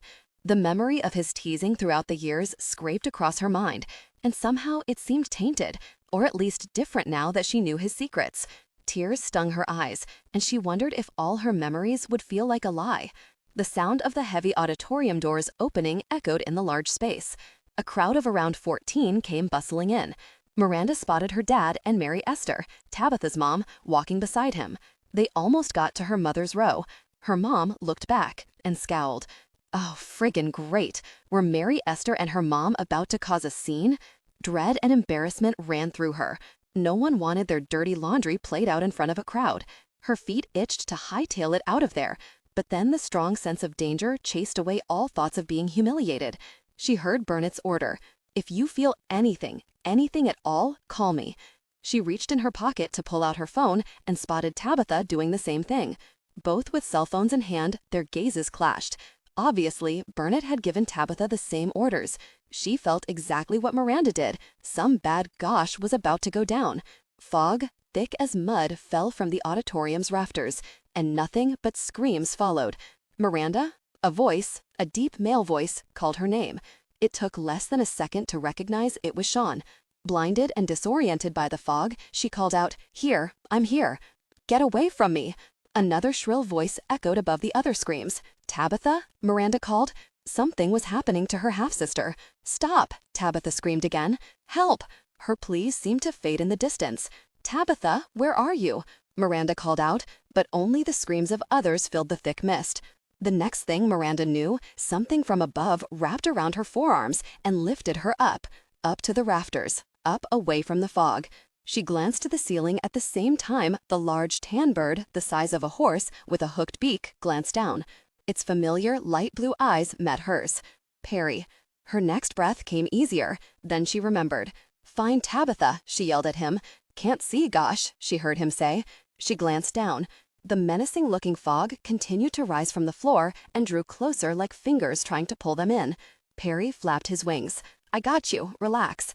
Her breath catch when he swooped down into the thick white cloud, and she was again blinded by the dense mist. Blinking, she saw what looked like a tunnel of light ahead. Intimate scenes. A second glance, and she realized it was the entrance to the auditorium. The doors were open. Perry swooped down lower to clear the exit, and she could hear people scurrying out like rats. Her feet hit a few heads of the escaping crowd. Sorry. She pulled her knees up. Moving like the wind, with her in tow, Perry shot through the exit, his talons holding her tight, but not too tight. Perry would never hurt her. Seconds after clearing the door, her breath caught as Perry took her up, all the way up, higher than the top of the auditorium. She saw him cocking his head one way and then the other, as if searching for a place to land. Then, with the dark sky glaring down at them and distant thunder roaring, he began his descent to the roof's edge, just a few feet from an evil-looking gargoyle. "Not here," she said, but he obviously didn't hear her. "You okay?" His beak moved. Then his gaze shifted toward the streets below. "Very." "What?" she asked. "Stay here," Perry ordered. Like she could leave. Then his wings widened as if... "No," she screamed, feeling as if the statue stared at her. "Don't leave me." He leapt off the ledge. Air from his wings flapping stirred her hair. He got only a few feet away when she saw electric bubbles exploding around him, and he turned into a small black crow. Where the hell was he going? Why was he leaving her here? She was 10 stories up and sharing a space with a huge, nasty-looking concrete beast. Wasn't this just like her childhood nightmares? Then she remembered Tabitha. "Come back," she screamed. Her mouth hung open as she pulled in big gulps of oxygen and watched the crow grow smaller, abandoning her once again. A strike of lightning hit the roof, shaking the building and sending another wave of panic over her. Glancing down at the people below, she considered screaming, but sensed her voice would go unheard. Heart racing, realizing she still clutched her phone, she went to finish dialing Burnett. She lacked one number to complete the call when a scary-sounding chuckle sounded and the cold, wet air hitched in her lungs. Her gaze shot to the gargoyle. She shook her head, forcing herself to breathe. "You aren't real," she said. "Yes, I am." Chills whispered down her back. The only thing that kept her from taking a dive off the ledge was that the voice hadn't come from the beast. Slowly turning her head, she came face to face with a rogue vampire smelling way too pungently of dog poop. Oh, very. Before Miranda could react or even think of a spell, the vamp charged. Her phone fell to the roof with a clatter. He caught her around her waist, pulled her back against his front, and leapt off the building. Free-falling, the ground rushing up to her, her thoughts went to dying. Was she ready? No. So much she wanted to do. Why did it have to end? Then the vamp started flying, the wind slapping her hair into her face, stinging her cheeks. His arm cut into her middle, making it almost impossible to feed her lungs air. But she welcomed the pain in lieu of death. Wiggle that little finger or even think about using your stupid magic on me again, and I will rip out your jugular and paint Paris red with your blood. To make his point, he pressed his sharp canines to the curve of her throat. Miranda hadn't dared move her pinky, but she spent the few very long seconds in flight coming up with spells that she would throw at the foul-smelling bloodsucker as soon as they landed. Her heart clutched when her abductor started descending. He swooped down into a castle's courtyard and through some concrete arches. She prepared herself to fight, but her feet had barely hit the concrete when a heavy door opened and she was tossed into a pit of darkness. A darkness so black, so thick, that it brought on instant isolation. Before she even hit the bottom, a clanking sound echoed behind her, telling her she was locked in. Landing on her knees, her hands scraped into the rocky ground. She moaned as the sharp gravel cut into the fleshy part of her palms. Tears stung her eyes. The coppery smell of blood singed her senses. Fear tasted like metal on her tongue, and the dank smell of wet earth filled her nose. Where was she? Crawling to her feet, she held her hands out to feel her way in the blackness. She went to twitch her pinky to bring light, but nothing happened. She did it again. The same results slapped her in the face. Why wasn't her magic working? Beneath the smell of aged dirt, she caught the scent of sage, burning bark, and then something really foul, the scent of death, decay. Tears filled her eyes as horror turned her stomach rock hard. At first, she considered she was locked up with a corpse, but then logic intervened. She'd smelled the combination of scents before, a black spell, a curse to prevent any other magic from working. She slid her feet an inch at a time in hopes of not falling again. The sound of her breathing seemed too loud. Then she heard it, a slight moan. She wasn't alone. Someone was in here with her. But was he, she, friend, or foe? Fear told her to be quiet. Logic forced one word to the tip of her tongue. Hello? She stood in the dark silence, breathing in scents that were keeping her from using her powers. Tilting her head to the side, she listened to make sure she hadn't been mistaken. Only a dead silence filled her ears. Her stomach nodded. Part of her wanted to fall to the ground and sob. Part of her thought of Kylie and Della, and how strong they were, and how she longed to be more like them. She took another step and heard it again, a slight intake of air. Swallowing the knot of fear down her throat, she stiffened her backbone. Is someone else in here? Her words seemed to echo, and terror again spidered down her spine. What do you want with me? The voice answered. Miranda recognized the voice. Tabitha? Is that you? It's me, Miranda. Are you doing this to me? Are you— No, I'm in here too. She inhaled. A dirty vamp, one that was at the Eiffel Tower, he grabbed me, brought me here, and tossed me in. Me too. Her voice shook as if she'd been crying. Miranda didn't take any points off for that. Her cheeks were still damp with her own tears. Where are we, do you know? I think it's a dungeon, Tabitha said. Miranda slowly started inching toward the voice. Keep talking so I can find you. It looked like a castle from above, her half-sister said. Yeah, I saw that too. Miranda's foot hit something that didn't feel like a rock. She knelt down and touched the object, quickly recognizing it as a foot, with a boot on it. Had Tabitha been wearing boots? Is that you? Miranda asked. Is what me? Tabitha's words sent a wave of panic through Miranda, and she bolted back, tripped over her own feet, and landed on her butt. She scrambled to get up, to get farther away from the foot she just touched. 1 step, 2. Tabitha's thin voice rang out. Miranda, what happened? Trying not to hyperventilate, she spit out the question. Did I just touch you? No, Tabitha said, sounding confused. A whimper escaped Miranda's lips. Then I just touched someone else's foot. What? Are you saying that someone else is in here? Her voice sounded winded. Miranda swallowed. Yeah. She brushed off her fingertips as if to wipe away the touch. Who are you? Tabitha demanded. No answer came back. Are they dead? Tabitha asked. Dread hit Miranda like heavy smoke. I don't know. Were they cold? I just touched a foot with a shoe on it. The thought of touching death had her rubbing her hands on her jeans. I hate this. I want to go home. Tabitha started crying. Me too, Miranda said, but then realizing panicking wasn't going to help. Don't cry. Talk so I can find you. I'm here, against a wall. What do you want me to say? Count, Miranda said, and started moving again. 1, 2, 3. Tabitha's voice sounded closer and closer with each step. Meanwhile, Miranda tried to keep her orientation so that when she found the courage, she could go back and check on the foot, or rather, the body connected to the foot. Oh, gosh. She hoped there was a body connected to the foot.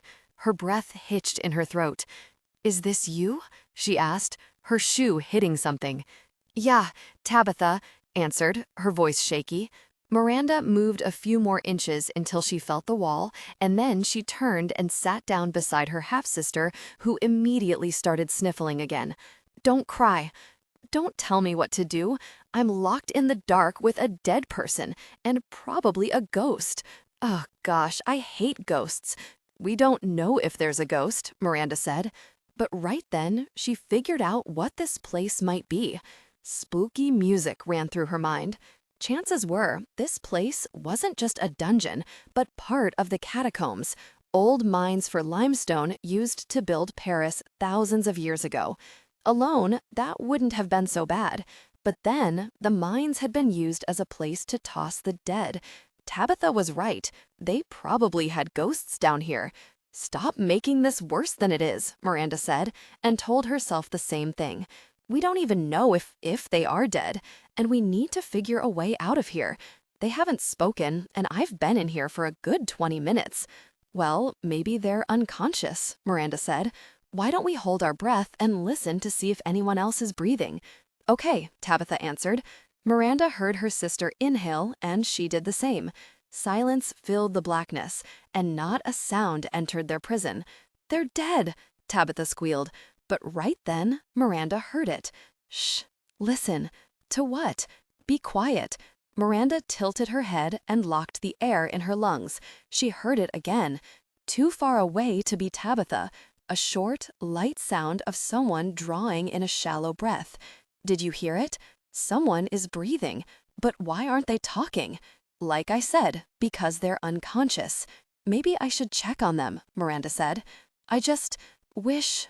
What? Tabitha asked. I wish I could see what I was doing. Wish I could see if the door I was thrown in is the only way out. She had no idea what the catacombs looked like.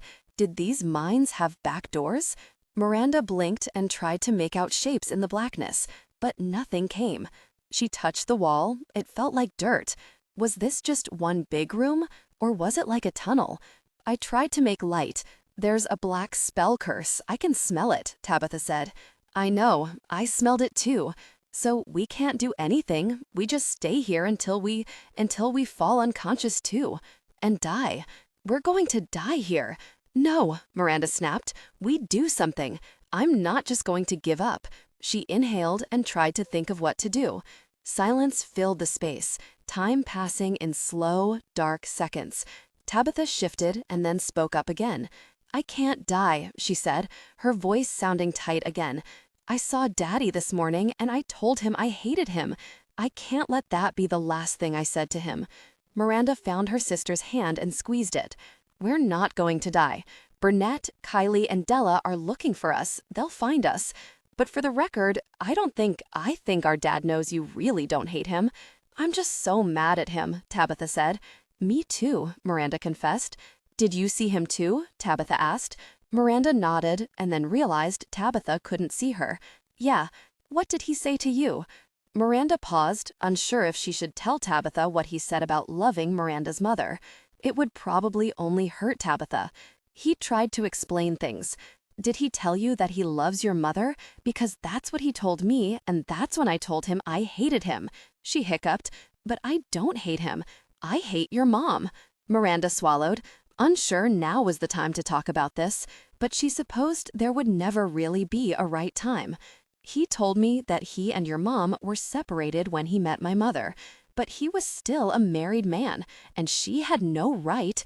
He told me that my mother didn't know he was married, not at first. She heard her sister take in a deep gulp of air. It's still not right. It hurts. I know, Miranda said. It hurts me too. Then Miranda heard the slight inhale of air again from across the room. She wondered how long this person had been down here, alone. At least she and Tabitha had each other. She closed her eyes and tried to come up with a plan to help them escape. She knew Burnett, Della, Kylie, and probably even Perry and Sean were all looking for them. But that didn't mean she and Tabitha could just sit and wait. "Who in the world is doing this?" she muttered. Tabitha must have shifted, but the subtle sound echoed. "I don't know for sure, but what?" Miranda demanded. "They took both me and Sienna. But they didn't throw Sienna down here. What are you saying? You think Sienna is doing this?" "No, but I think her mom might be." A light gulp filled the silence. "Right before they threw me in here, I could swear I heard Sienna's mom tell the other vampire to bring her inside." Miranda exhaled. "Well, Burnett was going to have a meeting after the practice with the parents. He'll figure it out. He's good at that." A long silence filled the space. "You seem to have a lot of faith in him," Tabitha said. "Yeah, I do. He's like family." She closed her eyes a second. "Wait," Miranda said as a realization hit. "We're family. We're half-sisters." "Duh," Tabitha said. Miranda rolled her eyes. "Can we not hate each other right now?" "I didn't say I hated you," Tabitha said. "I hate—" "Forget it. Look, what I was going to say is that maybe the black spell is strong enough to stop one person's magic, but if we share enough of the same DNA, we can try to do blood magic. Maybe with the two of our powers together, we can undo the black spell." "You're right," Tabitha said. "I remember Candy and Sandy did a performance once at a contest. But they are twins, and we're just half-sisters." "We won't know unless we try," Miranda insisted. "Okay, do you remember how they did it?" Tabitha asked. "Sort of," Miranda said. "They held hands and chanted and said they meditated on the same thing. So what are we going to try to do? Some light would be nice. Then I'll see if I can help our friend here." "Okay," she said. "What's the chant?" Miranda let her brain work. "How about, 'Out with dark, in with bright, together we ask for blessed light.'" Tabitha repeated it and then said, "Sounds good." Miranda started the chant and gave her half-sister's hand a squeeze. Tabitha joined in. They said it once, twice, then 3 times. "It's not working," Tabitha said. "Maybe we're doing something wrong." Miranda tried to remember everything the twins had said about blood spells. "Maybe we're not meditating right," Miranda said. "Are you practicing visualization?"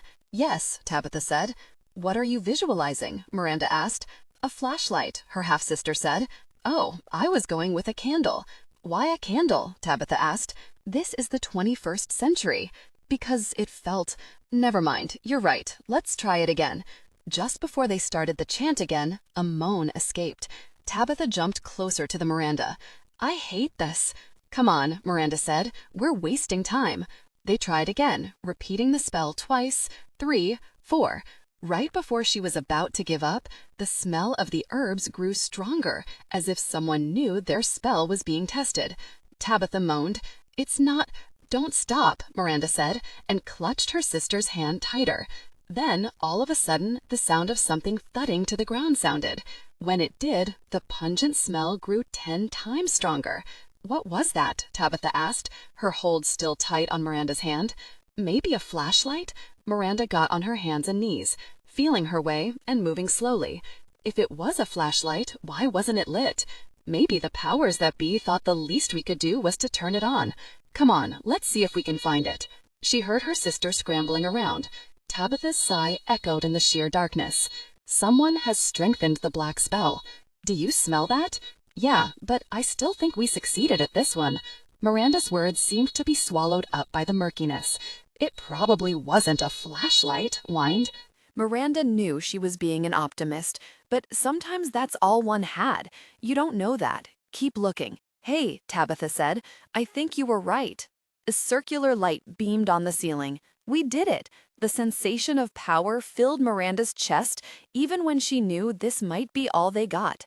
Tabitha shifted the light. Miranda followed the beam. They are tunnels, her sister said.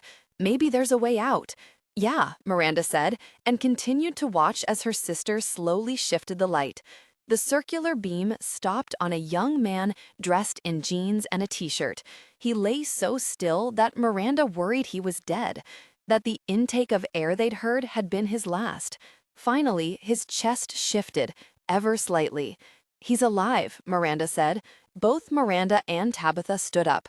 I know, Tabitha backed away. Miranda edged closer. With each step, the smell of blood got stronger, and this time it wasn't her blood. Shine it on his face, Miranda said, and when she took another step, the orb of light slipped up above the neck of their fellow prisoner. She squinted at the individual, at his forehead, something all supernaturals did to identify another species. The pattern finally emerged. He's vampire. Tabitha caught Miranda by the arm and tugged her backward. He's probably one of them. Don't get close to him. He might attack. If he was one of them, why would they have locked him up? Miranda tugged the flashlight from Tabitha's hand and shifted it down his torso. There on his light blue shirt was a big bloodstain. His shirt looked ripped. Had he been stabbed, or was he shot? Look, he's been hurt, Miranda said, and looked back at her sister. He's not one of them. That doesn't mean he's nice. Even if he's not one of them, he's probably hungry, and if he wakes up, he'll want blood. I say let's take our light, follow the tunnel, and get as far from him as possible. Maybe we can even find our way out. She took the flashlight back and pointed in the opposite direction. Miranda's gaze stayed on the dark spot where the nearly dead vampire lay. With the beam of light, even not pointed at him, she could still see the shape. She heard him moan again, a little louder, as if he was somehow aware of the light. Don't get too close. He'll smell your blood, Tabitha bit out, and you know what he'll do. Tabitha's warning had merit. Miranda had heard horror stories of others killed trying to help stray and injured vampires. And yet, what if that was Della, or Burnett, or any one of the vampires at Shadow Falls? What if someone let them die? Come on, there's a pathway over here, her half-sister said, and gave her another tug. Let's get away from him before he wakes up and kills us both. Tabitha took her hand and squeezed. Maybe the black curse isn't as strong deeper into the tunnel. No, Miranda dropped her sister's hand.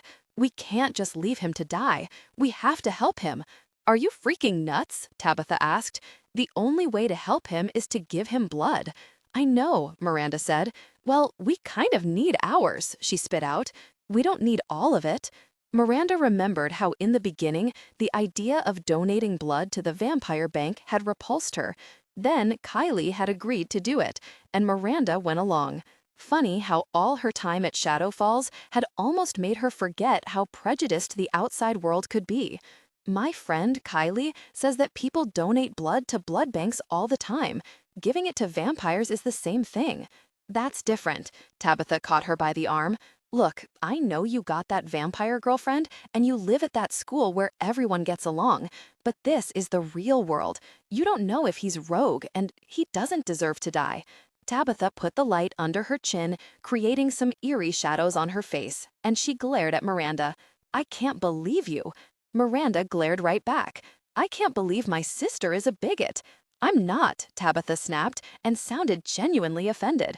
I don't dislike vampires, but if it's my life or his or my half-sister's, well, I choose us. He could be rogue, and if you give him a little blood, he might just want more. Look, I know it might be dangerous, but I can't just let him die. You didn't do that to him. You aren't responsible. I am if I leave without trying to help. You can leave if you want, and as soon as he's better, we'll try to find you. Tabitha shook her head. You are going to die. He's going to be bloodthirsty, and you are going to get all the blood sucked out of you. Then he'll probably rip you open and eat your liver. I hear they like livers. No, Miranda said, but her stomach quivered. No, you're not going to die, or no, they don't like livers. No, I'm not going to die, Miranda said. thinking she recalled Della mentioning livers being a prime body part. Then, feeling her pulse pumping to the tune of fear, she watched Tabitha stomp off. With the flashlight. Hey, that was her flashlight too, Miranda thought. She stood there, part of her screaming to run after her, but she couldn't. She wouldn't be able to live with herself knowing she'd let someone die. Someone who could be as good as Burnett or Della. In only seconds, the shadows seemed to move closer, and complete darkness fell on her. Her heart thumped against her breastbone. She could hear Tabitha's footfalls moving away, growing quieter until she couldn't hear anything. Alone. The sound of someone taking a deep breath echoed and seemed to argue with her last thought. Okay, not alone. Stiffening her backbone, she turned back to where she knew the injured vampire lay. Please, don't prove her right. I kinda like my liver. Miranda took one step. Then, the darkness, seemingly attacking her from all angles, started to fade. She swung around and saw the orb of light moving back toward her. Tabitha? The light came closer. Her footsteps sounded. Then her shape became visual. She kept walking and didn't stop until they stood face to face. You lied, Miranda said, emotion in her throat. About what? Tabitha asked, a frown on her lips. At the apartment, when I told you I'd saved your life. You said you wouldn't save mine. I haven't saved you, she said. We're still stuck down here, possibly with a rogue vampire and a black curse hanging over our heads. Miranda smiled. Yeah, but you came back. That means maybe I just didn't want to be alone. Miranda heard the lie in her sister's voice. That, or you actually care a little bit. Fine, Tabitha said. I care. But if I die or you die, I'm never going to forgive you for this. We're not going to die, Miranda said, and with the warm, fuzzy feeling spilling from her heart, she suddenly believed it. Her sister shined the flashlight at the vampire, then took a deep breath and met Miranda's eyes. I'm really not a bigot. I can't stand it when people judge other people. It's just, vampires scare me a little. I know, Miranda said. They used to scare me too. But believe me, I couldn't have a better friend than Della. She reached over and touched Tabitha's arm. Thank you for coming back. Tabitha nodded. So, how do we do it? I've got a plan. Miranda rubbed her injured hand and then squeezed it to see if she could get it to bleed again. She didn't say it was a good plan. Would it work? She didn't really know. The only way she'd donated blood was with a needle and a bag. When they threw me in here, I cut my palm a little. I think if I just put my hand there, he'll smell blood and bite. Tabitha's eyes went wide with panic. If he hurts you or won't stop, I'll hit him with the flashlight. Hard. Really hard. She almost told Tabitha if he wouldn't stop, to run like hell. Oh God, was she putting Tabitha's life on the line to do something stupid? Another moan left the vampire's lips. No, Miranda's heart told her they were doing the right thing. She had to believe it. Besides, if the black curse didn't lift, they could really use another person to help out, someone strong like a vampire. She moved closer to the crumpled figure. Shine the light on my hand. Looking at her hand, she pushed on the fleshy part of the palm until she saw some blood ooze out. Then she dropped on her knees. She tasted fear on her tongue, but put her hand close to the vampire's mouth. His eyes popped open. He reached up, grabbed her arm, and latched onto her wrist where her veins were the closest. Ouch, Miranda said as she felt his teeth sink into skin. Should I hit him? Tabitha screamed. Should I hit him? No. Miranda stared at the vamp as he drank from her. Look, buddy, this is just a snack, not a feast, okay? Just a taste until you can heal yourself. Got it? Should I hit him? Tabitha repeated. Should I hit him now? Miranda shook her head. I'll give him a little more. She counted to 10, started feeling a tad weak, and panicked. She took a deep breath and then said, okay, enough. She tried to pull away, but his fingers latched around her arm with a death grip. Hey! Tabitha leaned over and shined the light right into the vamp's eyes. She said, enough. Let go of her, or I swear I'll put a lump on this side of your head the same size as the one you've got right here. She tapped his forehead with the flashlight.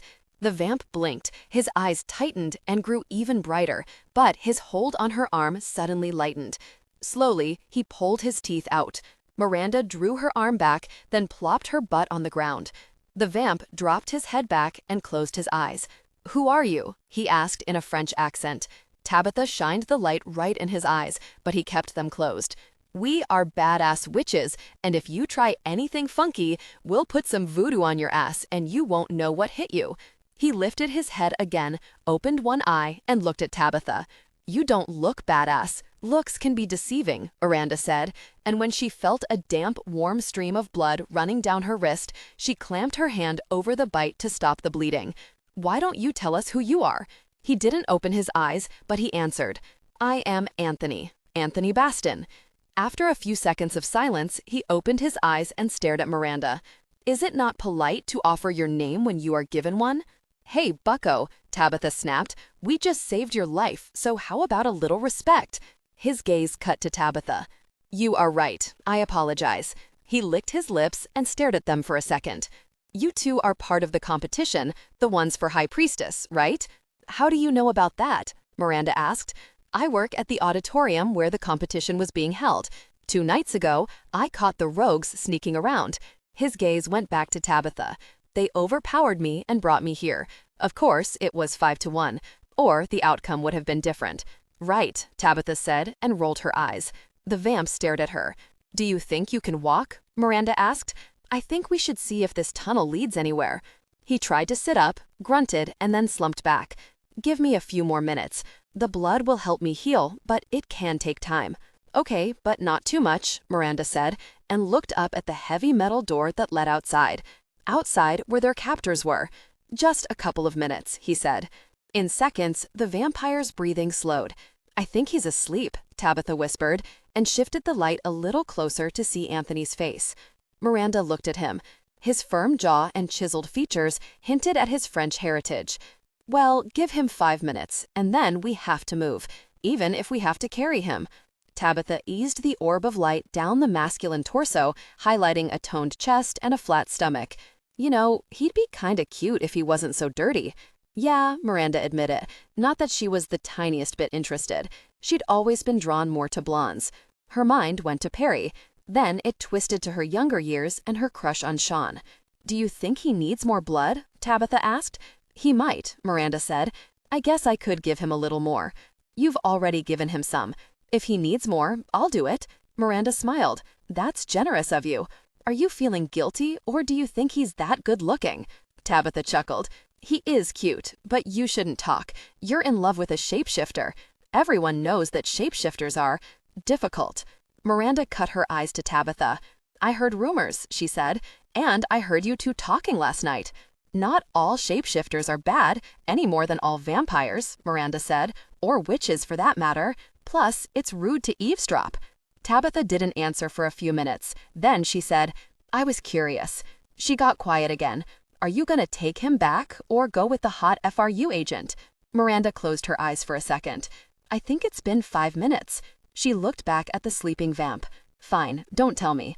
I just thought we'd... Never mind." "Bonded?" Miranda knew what she was going to say. "I don't know what I'm going to do. Perry broke up with me." "The shapeshifter?" she asked. "Yeah." Miranda rubbed her finger over the bite wounds to see if they had stopped bleeding. "He said I deserved better than him and that he was doing it for me." "Why would he say that? Is something wrong with him?" Tabitha asked. "He's powerful, very powerful, and he had a hard time controlling his shifts in public. He didn't think he could live a normal life." "You said he didn't think. Is he better now?" "Yeah, he came here to a school and they seem to be helping him." "Then what's the problem?" "He didn't even call me. I didn't want to break up." She breathed in. "It hurt, and now I don't know if I can just take him back. What if later on he decides he's still not good enough? Then drop his butt and go with the warlock. Sienna wasn't lying when she said he stared at you that whole time." Miranda leaned back against the mud wall. "I like Sean, but I need to figure out what I feel about Perry." "And what?" Tabitha asked. "I don't know. It just feels complicated. Even more complicated since I discovered the truth about my parents." They both sat there, nothing but the sound of breathing filling the space. "Do you have a boyfriend?" Miranda asked. "I did, but he went off to college last year. He said we wouldn't break up, but then it just, I don't know, it started to feel weird." He stopped calling so much, and when he did, it just felt off. I'm pretty sure he was dating someone else. So I wrote him a letter and told him it was over. Sorry, Miranda said. Me too, Tabitha said. At first, I was hurt, but then it just felt like the right thing. I don't think I really loved him, or if I did, I stopped loving him. Mom says I'm young and that I shouldn't commit myself to anyone. She sighed. I think she regrets marrying my dad. Tabitha exhaled and stared into the darkness for several seconds. What's sad is that I think my mom still loves him. Always has. It's a mess, Miranda said, hurting for Tabitha. What do you think Dad was going to say when he got us all together? Tabitha shifted. I think he wants us all to get along, but I'm telling you, my mom and your mom will never be buddies. But we can, Miranda said. Yeah, if we live through this. Tabitha hugged her knees closer and frowned. We will. Miranda stood up. Let's wake up Sleeping Beauty and see if he can walk now. I don't know what the chances are that there's a way out of here, but we gotta try. They got a couple 100 feet, both she and Tabitha holding Anthony by the waist, an arm around each of their shoulders, helping him walk. It wasn't easy. The vampire was heavier than he looked. You two just go on, Anthony finally said, his voice sounding weak. If you find a way out, send someone back for me. No, Miranda and Tabitha said at the same time. Look, I'm too weak, I'm slowing you down. He pulled away from them, leaned against the wall, and slid down until his butt hit the dirt floor. Not if you had more blood, Tabitha said. You can have some of mine. He looked up at her and made a funny face. Aren't you afraid I'll eat your liver? Tabitha made a funny face right back. Miranda chuckled. Tabitha huffed. You weren't unconscious? You were faking it? Faking what? That I'd been knifed? I was not faking. I was in and out of consciousness. Every few minutes, I'd hear you two talking. Tabitha stared down at him and slipped one hand on her hip. And you couldn't do the polite thing and let us know you were awake? And you French people say Americans are rude. He cut his eyes up at her sister. Oh yes, how ill-mannered of me. Never mind that I was on my deathbed. I should have used my last strength to warn you that I was not dead yet. Tabitha frowned. Fine, maybe you couldn't help it, she snapped. And now you know I was afraid of you, but I'm not afraid anymore. See? She stuck her wrist in front of his mouth. Bite me, she said, in almost a teasing tone. He cut his warm brown eyes up at her. You do not have to do that. He pushed her arm away, but his eyes glowed as if he had smelled her blood. I know I don't, Tabitha said, but my sister here is too much of a soft heart. She won't leave you. So I'm not doing it for you, I'm doing it to help us escape. So just go ahead, drink a little. She pushed her hand in front of his face. She means it, Miranda said. If you can get your strength back, you might be able to help us get out of here. He reached up and wrapped his hand around her arm. Then he ran his finger across her vein. He inhaled and then looked up again. You sure? I said I was, didn't I? Tabitha said, and she dropped down to the ground beside him. He reached up and pulled her arm to his mouth. She flinched when his teeth sank into her wrist. Not too much, Miranda said, when she saw him feeding as if starved. He immediately released Tabitha. When he pulled back, his gaze cut up to her. A drip of blood was on his lip and he licked it off. Sorry, he said, and put a hand over his face, almost as if embarrassed. You okay? Tabitha asked. Yes. He let his hand drop from his face. His eyes stayed closed for a few beats of silence, then he looked up at her sister. Thank you. What about me? Miranda bit her tongue, then bit back a smile, sensing something blooming between these two. You're welcome, Tabitha said. Did it help? I think so, he answered. Give me 2 minutes and we will know for sure. A loud clank sounded behind them. It sounded like someone had opened the metal door. But the sound hadn't come from the same direction they had, but through the tunnel. I don't think we have a few minutes, Miranda said, fear sounding in her voice. Tabitha jumped up and reached for Anthony. You two run back where we were. I'll try to stop them. He stood up, looking stronger. No, Tabitha said, we fight together. Anthony moved in front of Miranda and her sister. Footsteps, fast footsteps, echoed around them. Anthony lifted his face and took in a deep breath, as if to catch the scent of the people coming toward them. "Vampire," he muttered, and took a few more steps in front of them. "Stop," Anthony warned, when a shadowy figure emerged. "I'm not here to cause harm," the male voice spoke. It was still too dark to see the newcomer's face, but the voice rang all kinds of bells. Bells that played a familiar tune. She knew this person. He took a few more steps. Tabitha shined the light at him. Miranda gaped. "What are you doing here?" Chase Tallman, Della's Chase, stood in the catacombs. He nodded at Miranda. "I heard you were in trouble." "You know him?" Anthony asked, and his eyes, a bright, protective yellow, turned to her. "Yes." "Do you trust him?" Anthony asked. "I don't know." Miranda recalled how much this guy had hurt Della and remembered he worked for the Vampire Council, a group even the FRU didn't trust. "Come on," Chase said, and took another step. "We don't have a lot of time." Anthony let out a deep, warning growl. "Don't come any closer." Chase stopped and glanced at Miranda. "Whatever you think of me, you know I'm not the bad guy here.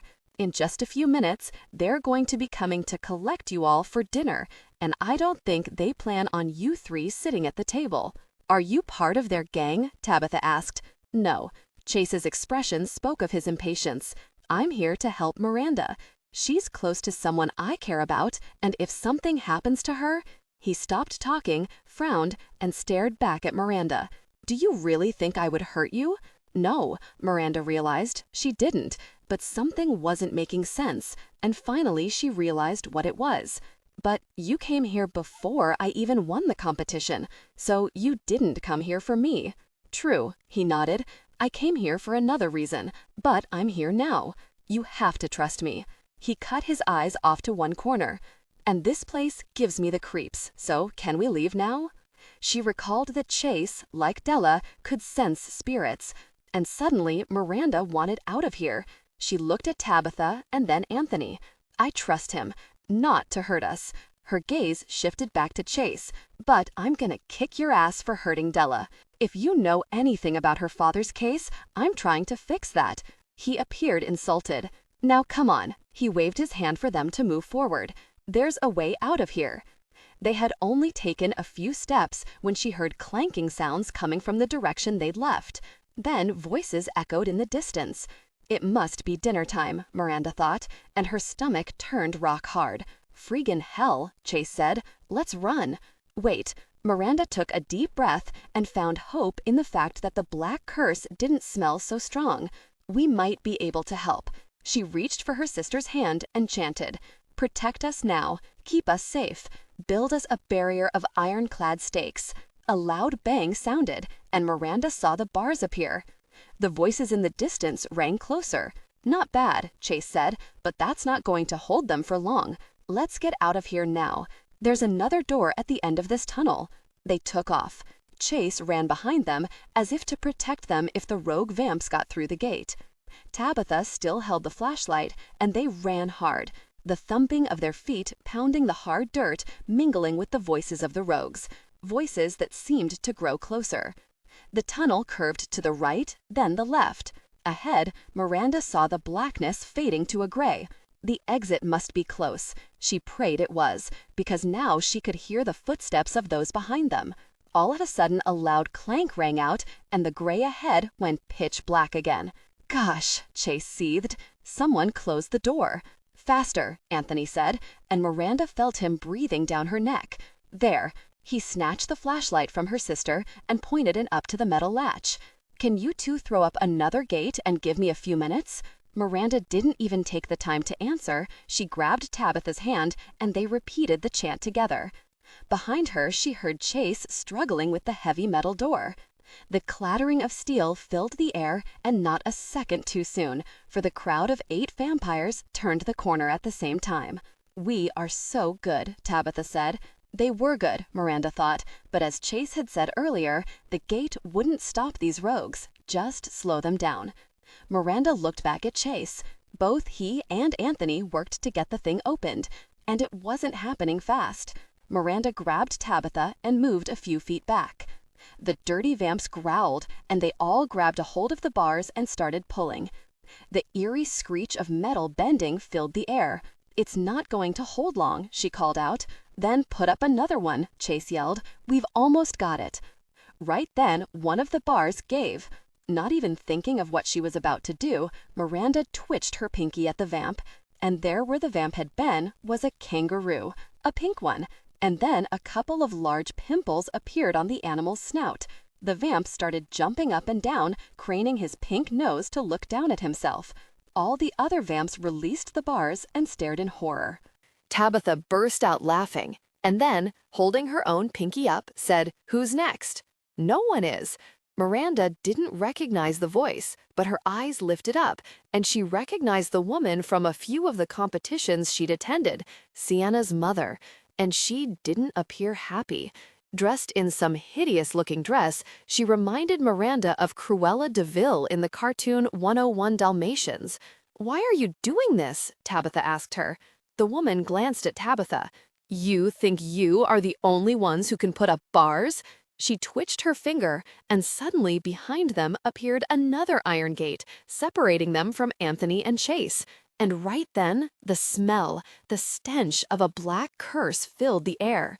She heard Chase let out a curse. Tabitha, suddenly looking more angry than scared, took a step closer to the gate. "Does Sienna know her mother is a murderer?" The woman glared at Tabitha. "I'm doing this for my daughter." Then she glanced back at the vamps. "You let me down," she sneered. "I told you to kill them." "We were going to, but why waste their blood?" one of the vamps snapped. "We were going to feed off them in our celebration." "Then call this day a celebration and feed on them now." She raised her hand as if to remove the bars Tabitha and Miranda had brought forth. So Miranda put up another one and removed the bars behind them. Light suddenly spilled into the darkness.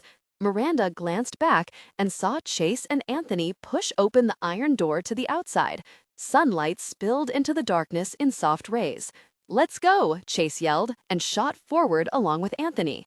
Miranda felt Chase grab her and saw Anthony snatch up Tabitha. Then all four of them flew out of the opening in the ground. With almost the speed of light, Chase set her on her feet. He ran over to the iron door to the catacombs and shut it. The loud clank sounded, and still in a bit of panic, Miranda jumped. They were safe. Safe. Safe. She repeated the word in her head. They won't be getting out anytime soon.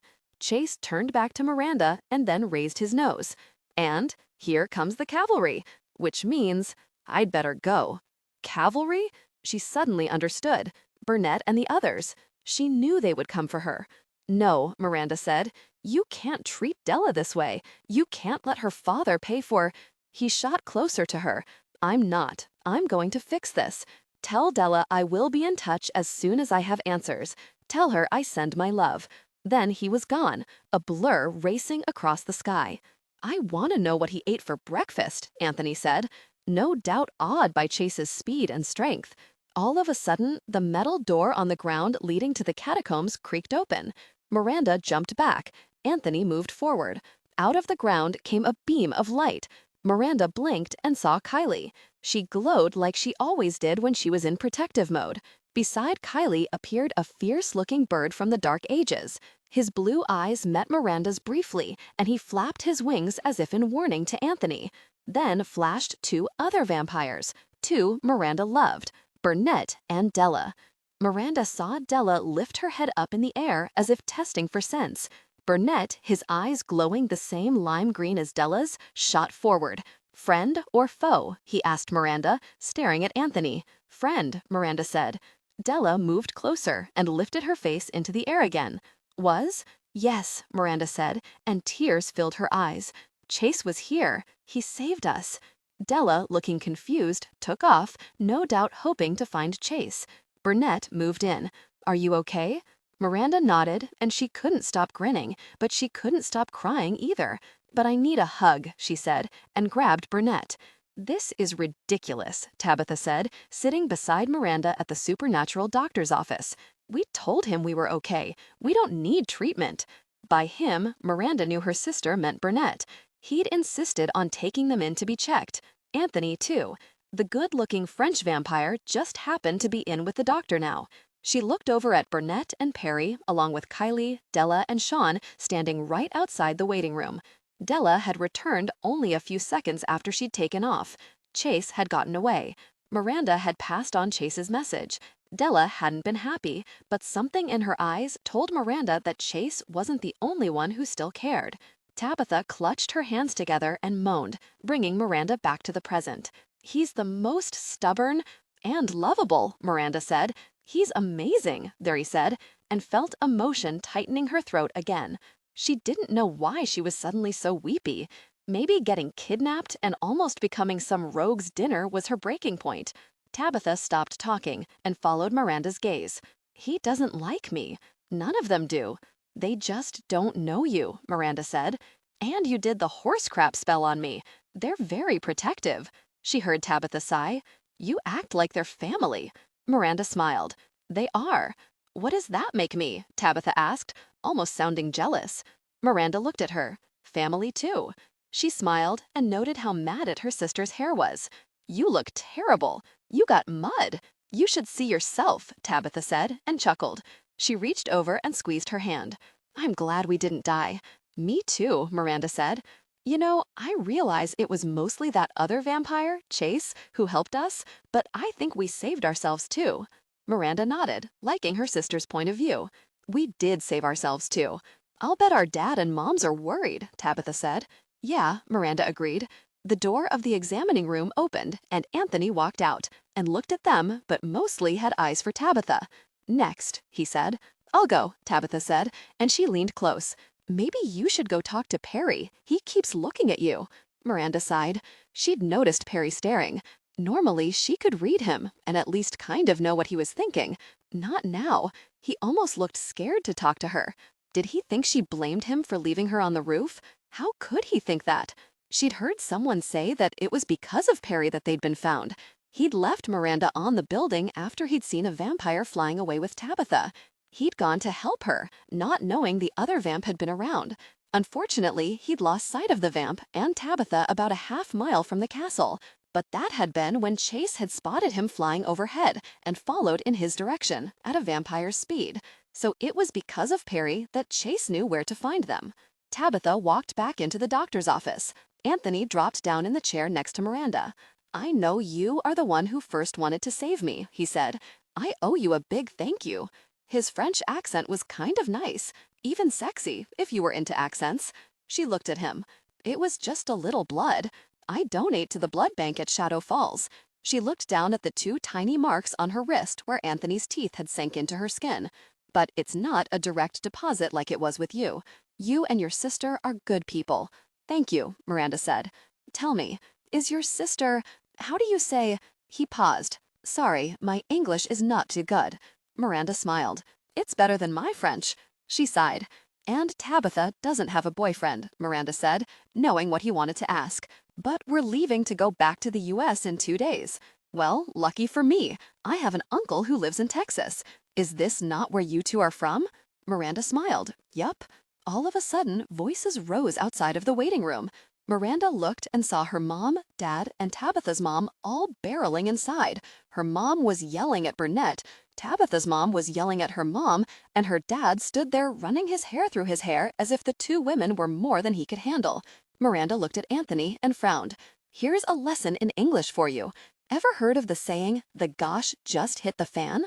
I do not think so. What does this expression mean? Just watch and see," Miranda said. "Just watch and see." The doctor had given all of them a clean bill of health, but insisted they all needed a day of rest. Thankfully, that meant Burnett sent her dad, mom, and Tabitha moms away. The talk her father had wanted to have with everyone had to be postponed. Not that Miranda or Tabitha minded. They went back to the apartment and crashed together in the bedroom where Tabitha and Sienna had slept the night before. Several hours later, Miranda woke up and found Tabitha sitting up, just staring at the wall. "You okay?" Miranda asked. "Yeah, I feel sorry for Sienna," Tabitha said. "Me too." Miranda rolled over and looked at her half-sister. "Do you think her mom will ever get out of prison?" "I doubt it," Miranda said. "She killed Ronnie Force and Cindy Bryant, and she'd have killed us if Chase and the others hadn't gotten to us. and just to make sure her daughter was high priestess. I know. It's just, I keep thinking about how Sienna feels. She can't help it that her mother is a lunatic. Miranda nodded, thinking of her own parents' sins. I guess no one should feel guilty about what their parents do. From Tabitha's expression, she knew exactly what Miranda meant. She leaned back on the bed and stared up at the ceiling. I still think they could have told us or done things differently. Me too, Miranda agreed. It's so messed up. It's love, Tabitha said. Love messes with your head and your heart. Miranda considered how she felt about Perry. It felt sort of messed up too. But Tabitha continued, I still love our dad and my mom. Me too. They're our parents. We have to love them. Tabitha rolled to her side and put her face in her hand. Do you think we look alike? Everyone says we do, Miranda answered. I like that, Tabitha said. Me too. Something shifted at the window and caught Miranda's gaze. A bird sat on the sill, looking inside. It was raining, and the bird's feathers were ruffled. The animal looked cold and pathetic. It looked lost. I think that's Perry, Tabitha said. He's been out there since I woke up. Her sister got out of bed. Why don't I leave and let you two talk? The idea made her nervous, but it was time. Miranda nodded. Thanks. Tabitha got to the door and then turned around.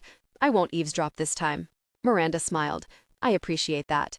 Tabitha turned to leave, then stopped and glanced back over her shoulder. You'll tell me what happens, right? Now that we're okay with being sisters? Yeah, Miranda said, knowing she and Tabitha were going to be okay. They were sisters, and while the circumstances felt wrong, it felt right too. If only everything felt that way, she thought, and glanced back at Perry. Perry flew in as soon as she opened the window. Wings out, he landed on the bed. In mere seconds, he'd returned to human form. He still looked cold and pathetic. His hair was damp, his pale yellow t-shirt clung to him. His eyes were clouded with guilt. I'm sorry, he said, before she could open her mouth. Perry, you didn't. I left you up there. I didn't know there were more rogues around. I swear, I'd die before I let anyone— Stop, Miranda demanded. You didn't do anything wrong. If I hadn't left you, he wouldn't have gotten you. You wouldn't have had to endure any of that. He sat up. You could have died. And stop. If you hadn't left me when you did, my sister would be dead. I didn't know I had a sister for all these years, and if I'd lost her now, I couldn't have stood that. I'm not mad at you. I owe you. She went and sat down beside him, then hugged him. Thank you. She felt him bury his face in her hair. The embrace of gratitude slowly changed to something more, something soft and romantic. Closing her eyes, she savored his scent, the safe feel of his arms around her. I love you, he said, pulling her a little closer. She recalled Tabitha's words. Love messes with your head and your heart. Pulling back, she gazed up into his eyes. She knew he ached to hear her say everything was okay, but God help her. She was afraid to give herself to the emotion when she could see how love had messed up her entire family. He sighed as if her silence spoke louder than words. I won't give up. She nodded, and for some reason, she liked hearing that. Maybe all she needed was time. Then she leaned back against him and just let him hold her. For now, wasn't that enough? The next day, around noon, Miranda stood in a circle of 5 witches in the large auditorium, bracketed between the 2 twins. Her palms were sweating. Sienna had dropped out of the competition, so the council had flown in the runner-up. Tabitha had come to see her in her dressing room right before the competition started. Her words rang in Miranda's ear. As long as one of us wins, I'll be happy. Tabitha had hugged her and wished her good luck. The honesty in her sister's eyes told Miranda her sister meant it. The meeting her dad had been intent on having yesterday had taken place this morning. It had been short and sweet. Their father had basically repeated what he'd told her earlier and asked both girls forgiveness for handling things poorly. Miranda's mom had sat quietly, tears in her eyes the whole time.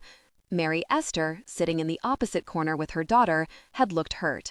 Hearing her husband confess his love to Miranda's mom must have been hard. The same look was reflected in Tabitha's eyes. Yup, love could really mess people up. Afterward, the 2 moms agreed to at least try to be civil to each other. It was more than Miranda expected, especially from Mary Esther. Tabitha was right. It seemed clear that the woman still cared about their father. After the meeting, they had all come to the auditorium together. Miranda hadn't said much to either of her parents. Not that it stopped her mom from visiting Miranda before Tabitha had showed up. Her mom had hugged her, told her how proud she was of her, and that she was certain Miranda would win this competition. It's in your blood. She had raised Miranda's chin and looked her right in the eyes. You realize this is it.